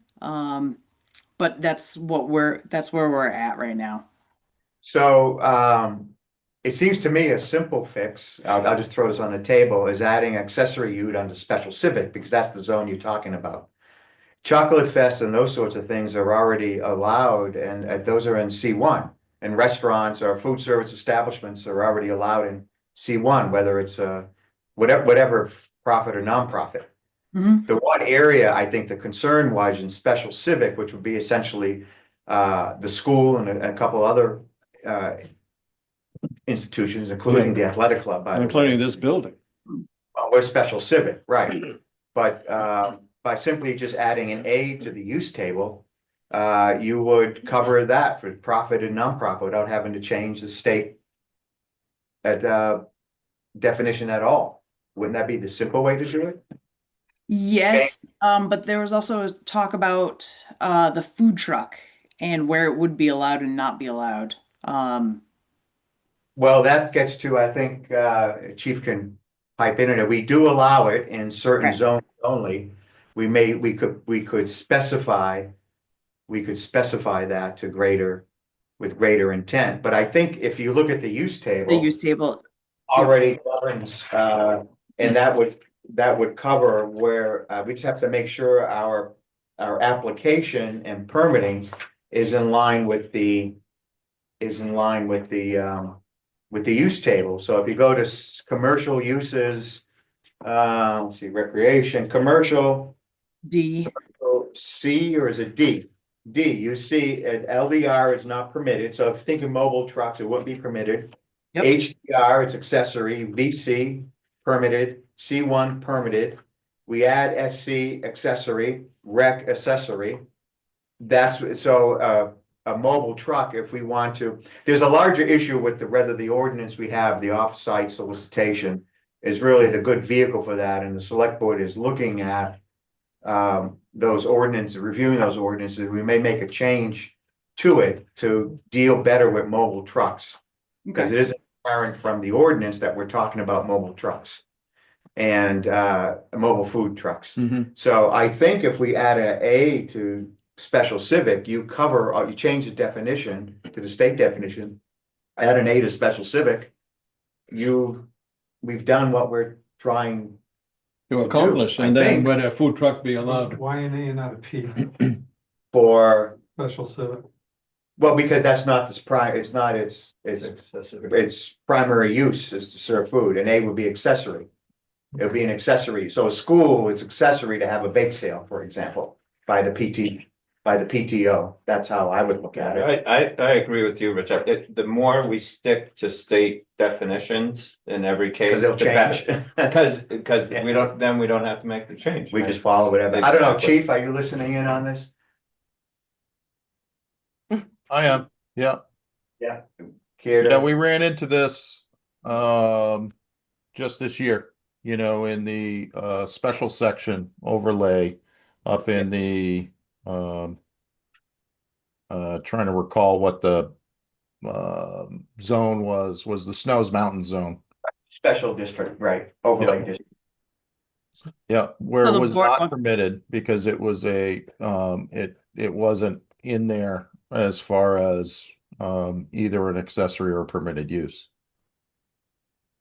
Right, and the question there was, it was kind of it was a gap, it was silent, about, because it wasn't really covered in our ordinance we were using to govern food trucks either, right? That was part of the issue, and we were wrestling, how are we gonna deal, ultimately, we ended up denying the use of it. But we did say, and we are still looking at the particular, or I'm trying to remember what we discussed at the select board on the ordinance, trying to change it to make plain we're talking about food trucks. We still need to play around with that, am I correct? I believe so. I think we straight out, changed it, but talked about revisiting it for those particular zones where it was not permitted. Right, and so, but we need to make the zoning change to food service establishments and adding an accessory use to special civic. And then going back and looking at our off-site solicitation, match it up completely with the zoning. I think that's what we were working on. Does that make sense to you? Yeah. So Rich, why don't we make Snows also in it? Right now, I think it's blank. That which It's means blank. it would not, Snows would not be, well, no, that's why I want, well, that's the question we want to have. I don't think we want to, in other words, if we put an A in there, the academy could build a restaurant. Just like Craig has a restaurant Yeah. golf course. And the original intent was not to have food service in that area because the closeness to LDR, the houses around there. So the noise and the smells from a restaurant operating. So unless you made some kind of provision to say that, and you could potentially put what, an SC for that, Liz? Special exception? Yeah. Special Yeah, exception, you like, could do they special handle it? exception. Yep. And if there's the record, what the planning board's talking about here, then that's what the zoning could potentially use to make their decision. Otherwise, you put an A there and somebody, the owner can build a restaurant, or can lease it and that person can build a restaurant there. So the question is, who doesn't agree with Rich? That you stick with the state definition, right? And we just change the use table, that's what you're saying, right? Yes, and we go back and we follow up, the select board follows up on the offsite solicitation permit to make sure everything matches. Yeah. But I think Alan's raised the question about what, do we want to do anything with regard to snows at all? Okay. Or just keep it no food at all, which was the intent when they created it. The discussion was there, and there was even a wigwag article said there will be no food service in this zone. And the reason was because of the closeness of homes to it. So then where will the food trucks be allowed?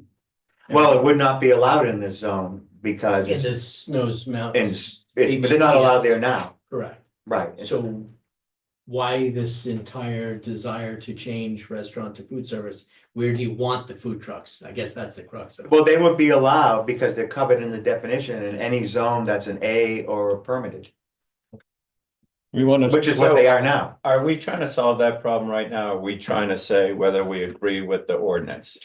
Right, because, yeah, I mean, we can sit there and then okay, we're gonna do the use table update, and those are steps, but right here, we're talking about ordinances, and do we wanna go with food service? Yeah, no, you're correct, but if we do that, we're just pointing out some of the ramifications of doing that. Yeah.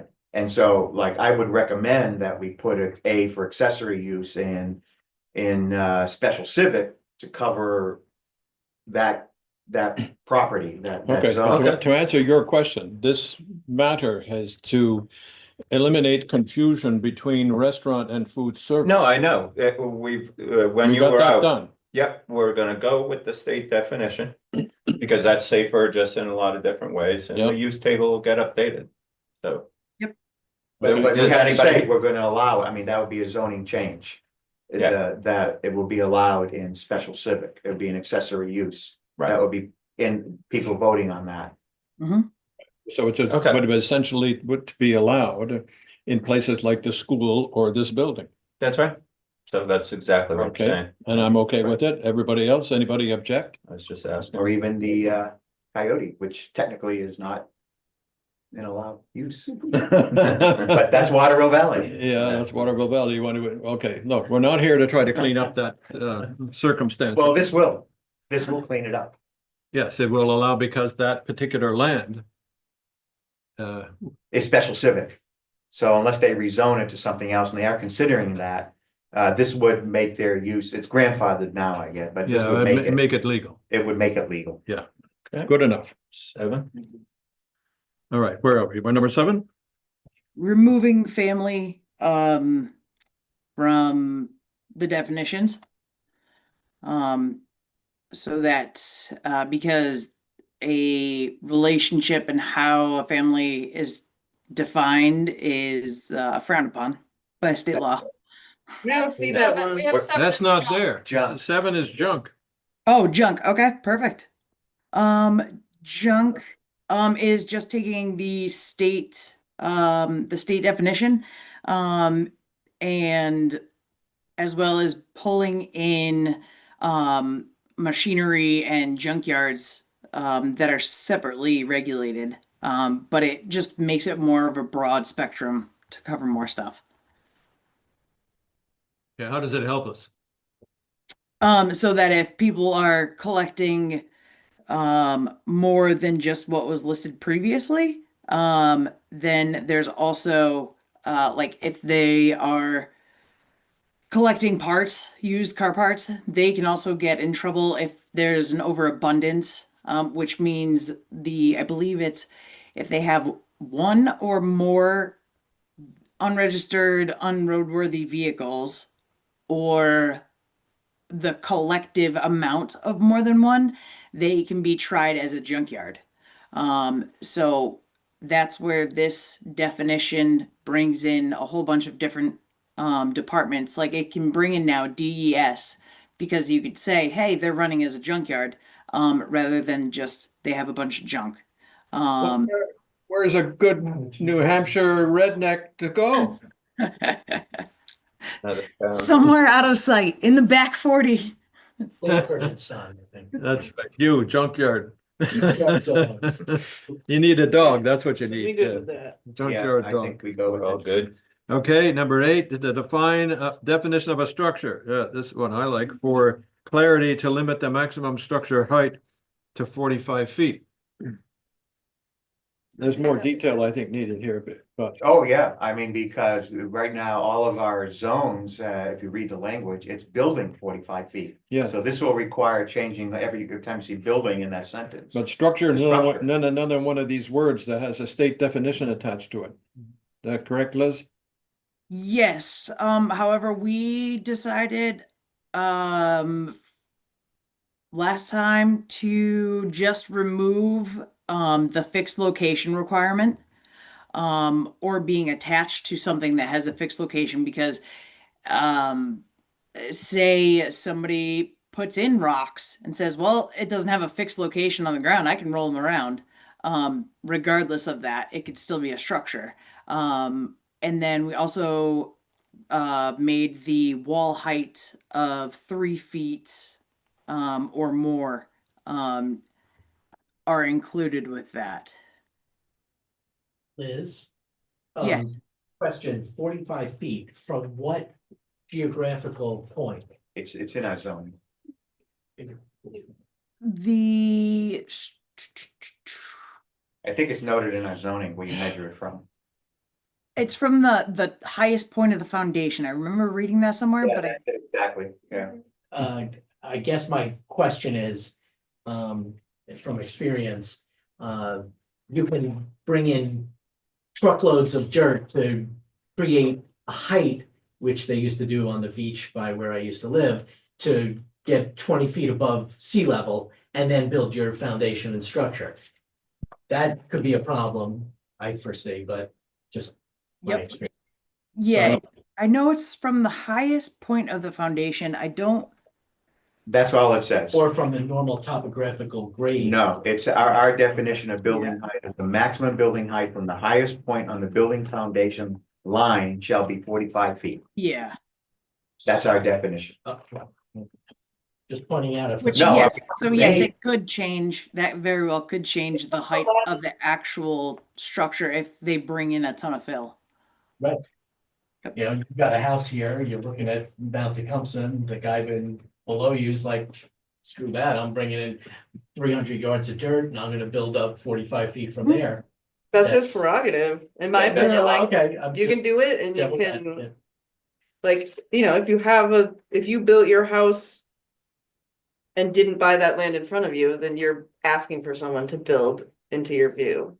I see where you're coming from, but like, Yeah. it feels like really cost prohibitive to bring in like so much dirt and do all of that landscaping and the drainage and all of that. That it would be, it's totally possible, but unlikely I just didn't know. On all the available lots. Normal We get it. topographical. on all the Right, available no, lots we it's- have. it goes 45. But it's from the redevelopment foundation. too, right? Yeah, Yeah. true. But I experienced exactly what you mean when on the coast of Maine. Yeah, Mhm. somebody did that and blocked another person's ocean view. We don't have ocean yet.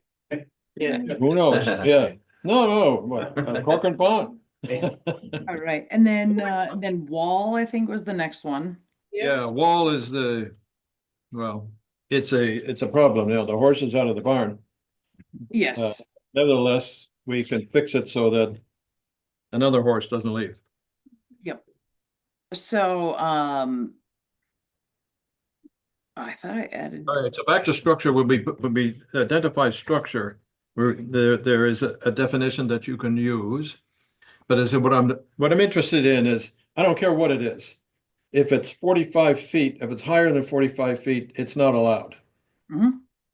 That's where we have to change building to Yes. structure in all our sentences in every Yes, zone. yes. Right, Liz? That's what we would have to do. Yes, I'm going to go Double through check it. it. Yeah, I'm gonna go through it because in some spots, yes, in some spots, no. Okay. We did 9, number 10.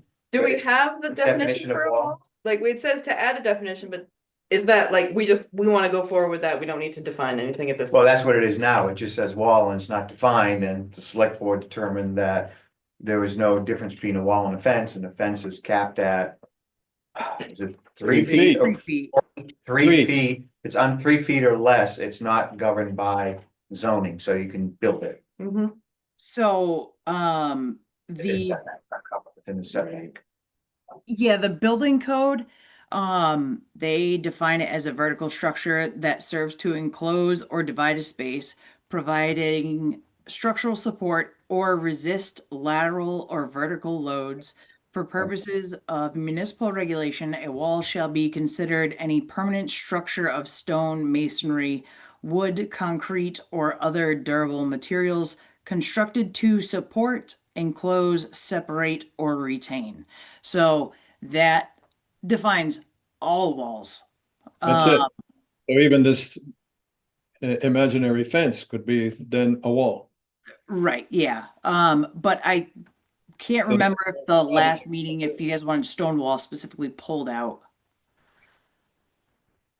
Say it again. Don't think Do we want did. stone wall pulled out? I don't think we did we? I can't remember off the top of my head. I'm battling a migraine, so my brain's a little foggy today. I don't Okay, think we did. Wouldn't know We'll it. leave it in for now, and we'll Okay. relook at that Okay. if necessary. But we don't need to, like, This it's saying that we definition. take that definition and And put put it it in in. zoning, and therefore when you We don't read, have to come up with a definition. when you read, then zoning will, it's a wall is this structure, so Lovely. there's no question of what wall it is. all right. In the interest of Liv's migraine, number 11. Oh, we're okay with number 10, right? That's We have per no state choice. law, Reclusive right? right, have number no 100 choice. said, no, it's forced upon us. Okay, so 11. That's a big change.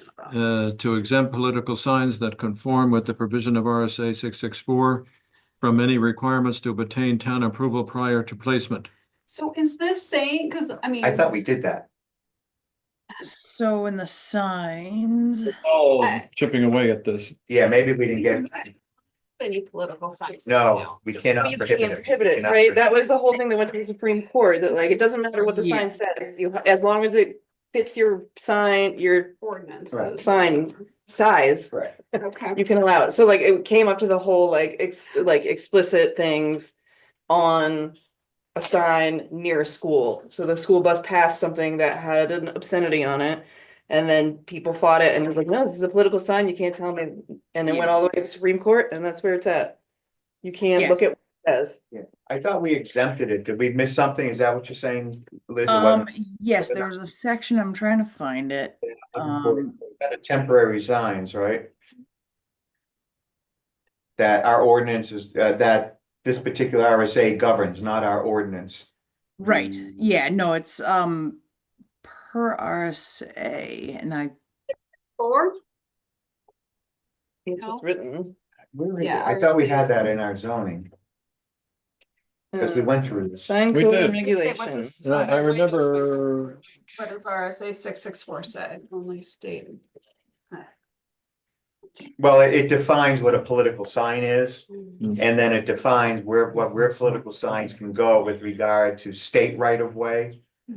yes, on what The sign roads. code. Right, and so we said, we'll apply that to the town with regard to town property, town right of way. But it didn't. so- allowing them or not allowing them? Not allowing them. I thought we had the language in here, but I'm having difficulty. So It's on on- page 37, it would go under, page 37, letter K, sign code and regulations. Says all signs, oh, that's what it was. So all signs shall require the filing of a permit application and approval by the Board of Selectmen or their agent prior to installation or display. So that's where we have to add the language, because if you read just that, it makes it sound like political signs aren't exempt from needing an application, which No, I hear, well, but I think what we're saying, Liz, is that we already addressed this. Had it on a warrant article, it was approved and it should be in zoning. That we would, and I'm not sure, I can't, Okay. I can't find it now. I'm sure we So- did. I'm sure you too. did too, because I remember remember the the discussion, conversation, yes. yeah. So it might be elsewhere, but I was just gonna add it to that 2A on page 37, the sign code and regulations, section K. And just add it to number 2, letter A, just saying, except those that are exempt by RSA 664. Yeah, no, as long as it comport, maybe we put it in the sign regulation. That's where I was Yeah. looking at. Maybe, I think maybe it that- did go there but we didn't put it in the, in the zoning it ordinance. should be in the zoning one, because it Yes, was a warrant article. yes. Yep, so I will double check on that. And if it's already been passed, then we can just make that change to whatever Right. the language was approved. Yeah, So I think what it does is say that there are no political signs on town property, but we can't prohibit it on private property. no. You can. No means what? Can't prohibit it on town. We cannot prohibit political signs on private property. Period. Period. Full stop. At all. Right. Yeah. There's a 664 section. Number 12. To correct minor grammatical and formatting errors throughout the document with no We're off a good substantive grammar. changes. Oh, great. Well, I think I'm okay with that. There was one missing, Oh, no. the The family. family isn't Oh, on the our family list. fund, it's in there. Oh, it was in her hard copy of this. Right. I was gonna, yeah, I'll have to add that as a warrant article. And to remember River Road being out in the wild, wild west, is that? To rezone it, Yeah. And it had no zone? right? Yeah, floating out there. Wasn't there something with the cemetery too that we had to do? Or is that a select board thing that you had to like find? Well, we're working with an abutter about purchasing or acquiring property to expand the cemetery. Okay. And that's special civic.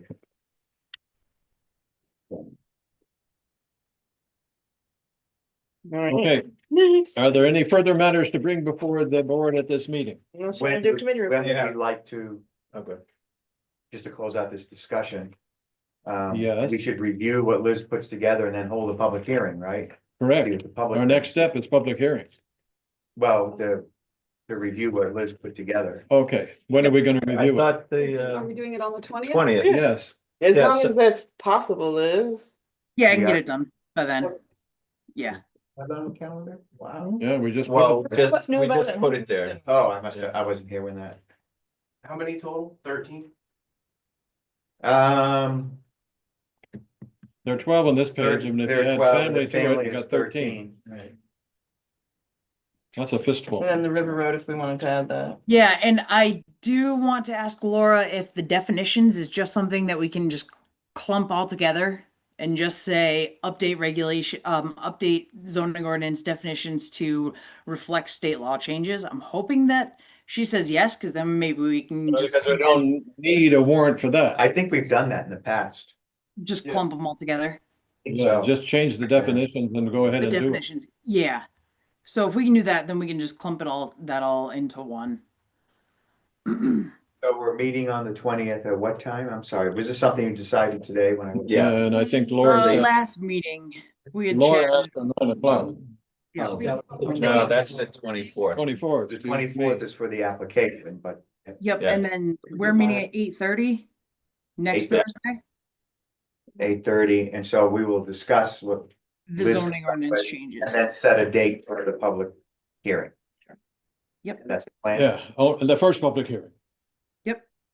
Or maybe the only. Maybe the only one. Maybe the only. Yeah, I was gonna Okay, say, but then we gotta do a public hearing on the application. Yes, What which I meant as far as zoning is concerned. we set that for the 24th at 9, correct? so I just want to do a quick committee update.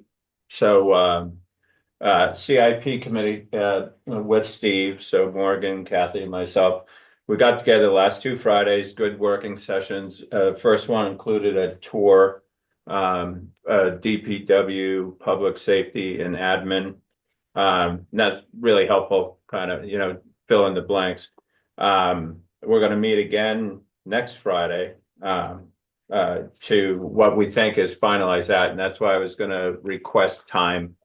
20 minutes, I think that might be pushing it, because the 2 things we want to do, concise, here's what we heard, here's what we're recommending for the board to send to the select board.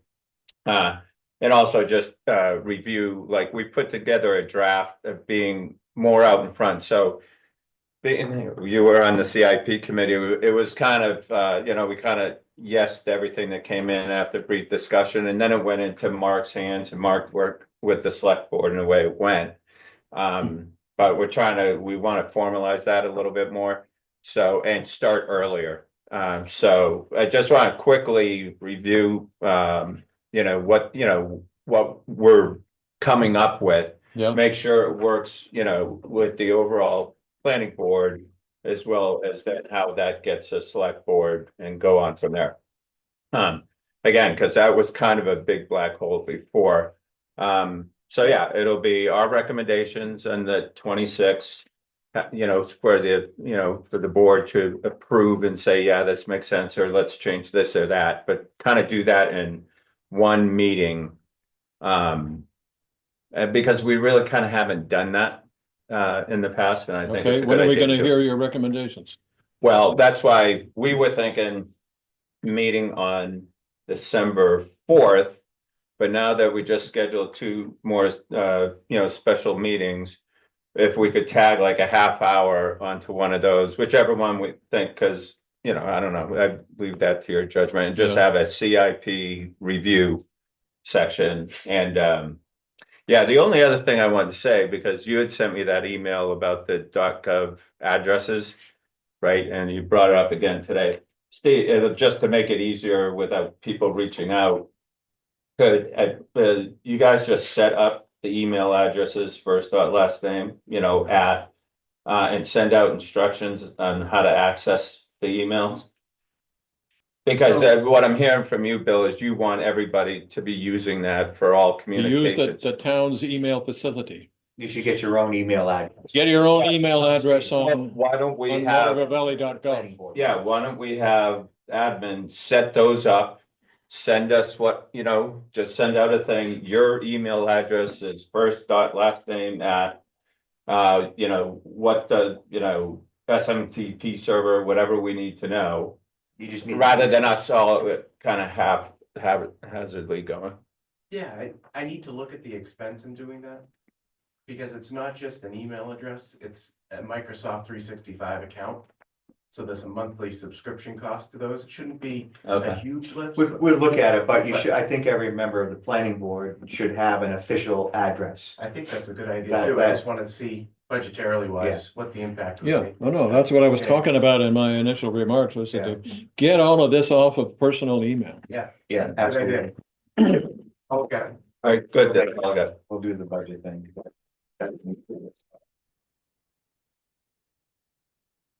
That was the CIP committee report? Yes, Yeah. we're gonna add what Rob just said. Got it. His recommendation is that we add the CIP discussion of recommendations to one of the meetings that we're going to have, either the 20th or the 24th. Take your pick. Which would you prefer? 20, because I'll be there. Okay, 20, you got it. Is it good to mix? Well, wait a minute, We'll what's see. the 20? Are you The gonna 20th have the, it was, No, Steve was gonna we'd have update, Steve, so we basically we're gonna present the spreadsheet that which past members are familiar with. Yeah. But Steve was gonna have an opportunity to update this, so I don't know. That's why why the we were 20th thinking the 1st of December, and Steve, you said it's not a big deal if we go into the second or third week before we do that, Not at all. but then we're getting close. I would do it in a regular meeting. Yeah, on the 14th, Okay, 12, 14. Yeah, let's do it. Let's do it on. Okay, yeah, the- 12/11. 11. Oh, it's my birthday. Yeah, actually, that'll be perfect. That Yeah, even like gives that. us Happy another week birthday. to Don't be refine here. it. Take it off. Okay, and we're still gonna meet Everybody should have their birthday. next Friday. Okay, so December 11th, we're gonna be on the agenda to present Yeah, this, okay, to the. and we'll still meet, and I think we're all set up for that for next Friday. Yep. As our next working thing. And that gives us time if we need to throw another one in, but I think we should be good. Should be good. Because then if everything is copacetic, Feel better, Liz. Bye, Liz. if everything is copacetic, then it would be then presented to the select board then on the next select board meeting after the planning board gives a blessing. Yeah, well, we would integrate it into our budget discussions. It'll be part of our budget discussion. So as soon as you get it to us, it may not be at a regular select board. It'll be at our first discussion with regard to budget, which are usually special. Yeah, and what we, like in the past, and it kind of like we never knew, like, you know, so as ex officio, do you just bring that to the select board or? do you No, want I maybe would anybody? participate earlier on, just to give a little guidance on what would make sense coming to the select board. Yeah, but do you want, is there It comes gonna from be, it comes from the planning board. It's the chair of the planning board Brings sends it. over okay, to the select board. This is the CIP as we see it for the upcoming budget season. okay, Right, and you'll be at the meeting anyways, at our. Well, to meeting. provide some Yeah, guidance as to, yeah, if this is gonna be a till heavy the lift or not. December, right. Right, so we make our recommendations, we bring them to this board and then we This board discuss has to them. approve it. Yes, so we have to Right. discuss it. So I would say it's gonna be more than half an hour. We know that people are gonna have questions about certain things. that's why I Do it as a initially regular said an meeting. hour until you, That would be. I got Well, overridden. now it's part of December 11 meeting. Right, and make it, Make it an a agenda chunk item. of time. Can we zoom in? You What? can, yeah, you don't, you count as, Might yeah, Be at Disney World, so I might not miss any of that. don't even zoom in. or you could Zoom- just miss zoom the in. meeting and Right. spend time with your kids. Yeah. Yeah, you No. could be at your No, trailer at Disney I don't World. want Yeah, I'm glad I think it will take an hour. Yeah. And like I said, like what we want to do is bring like firm understanding of those things Right. with directive recommendations, so it doesn't turn into, No, we look Hours. at them all. I mean, it's a planning board. List CIP recommendations too, so planning board will vote, should probably do it in one day. On the 11th, the planning board discusses it, votes it out. It goes to the select board for inclusion in its budget discussions. sounds good. Are there any other items to discuss at this meeting? You have the select board committee report or? Are we gonna, oh, I'm sorry. Yeah, I haven't done that. Pardon me. We have to have committee report meetings. Who's doing White Mountain National Forest? That's John. He's not here. So, no, And nothing to Concom, report. I don't too. think there's anything to report in. I How don't think about the the select board? I don't, unless anyone has any questions, no, I don't think there's anything that pertains to the planning board that we've dealt with since the last meeting. Any update on town manager? Yeah. The special committee, that the select board created to, come up with folks for the select board to interview is still in a working phase, so. Okay. It's Okay. chugging along. It's gonna take time to get a new town manager. A Okay. lot, I think, months we're looking at. Did you And- close, like, do you open it up and then say, we've reached all of, like, the candidates we want? And like, just close it for no more? No, not really. I mean, the vacancy announcement was closed in the sense that it ended on the 22nd of October. Correct. If I'm correct. So those people who applied are being considered.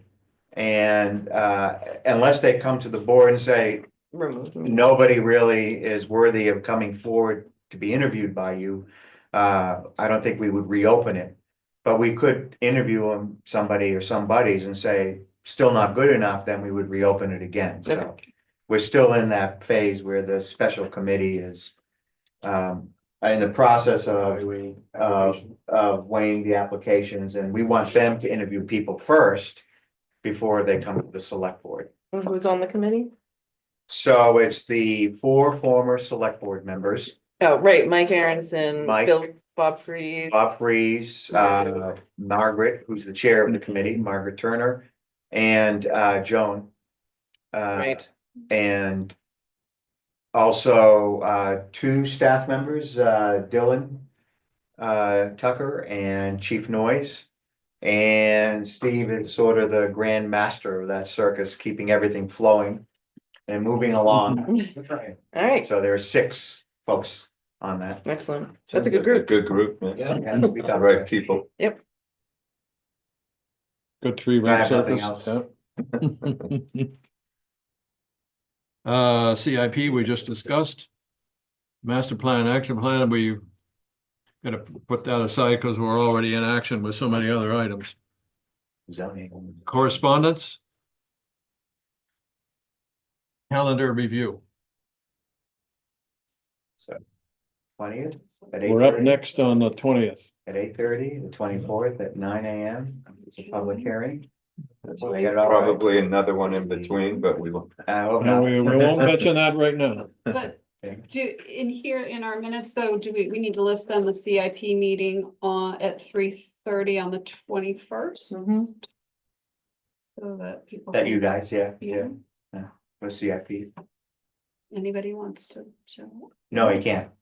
Yes, they can. It's a public meeting. As soon as 3 of you show up, it becomes, It's It's a not a, public it's not a meeting. But it's a working group public hearing. anymore. but you have to notice it. Yeah. We do. You do? Yeah. Okay, all right. And we've had Ira and it's people We have from people the, Presenting and Yeah. we're. Okay, no, you're. Yeah, so, yeah, I forgot to mention that. Yeah, so we are You noticing. started to notice it this We the are first doing- time that's ever been done. Right. Yeah, which we never, Yeah, no, but because we always kept we're it trying to be 3 more structured. people instead of 4. Okay. Okay, that's and I good. think we did have conversations with Liz about it too. It has to It be has to be. open. Yeah, Liz. Okay. Meeting suggested- minutes have to be done. all Well, that. meetings do, and right, but it's not an official meeting if you don't have, well, anyway, forget it. So. Okay. There's 3 of us, Right. there's 3 people, so if it's if it's 3, then it has to be, it's considered a meeting, correct? Am I No, wrong? 4 is a quorum. 4 is a quorum? 4.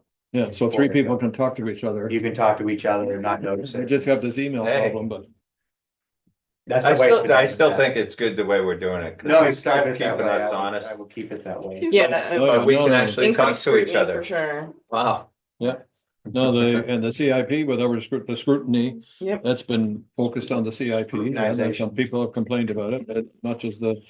The focus has been the scrutiny on the planning board. Right. Never mind. You get the picture. Okay, and then the next thing we're on the top to do is, I think it's the December, 11 regular. is the regular planning board meeting. Those are the next meeting, that's our calendar. Yeah. Okay, that's enough. And move that we adjourn.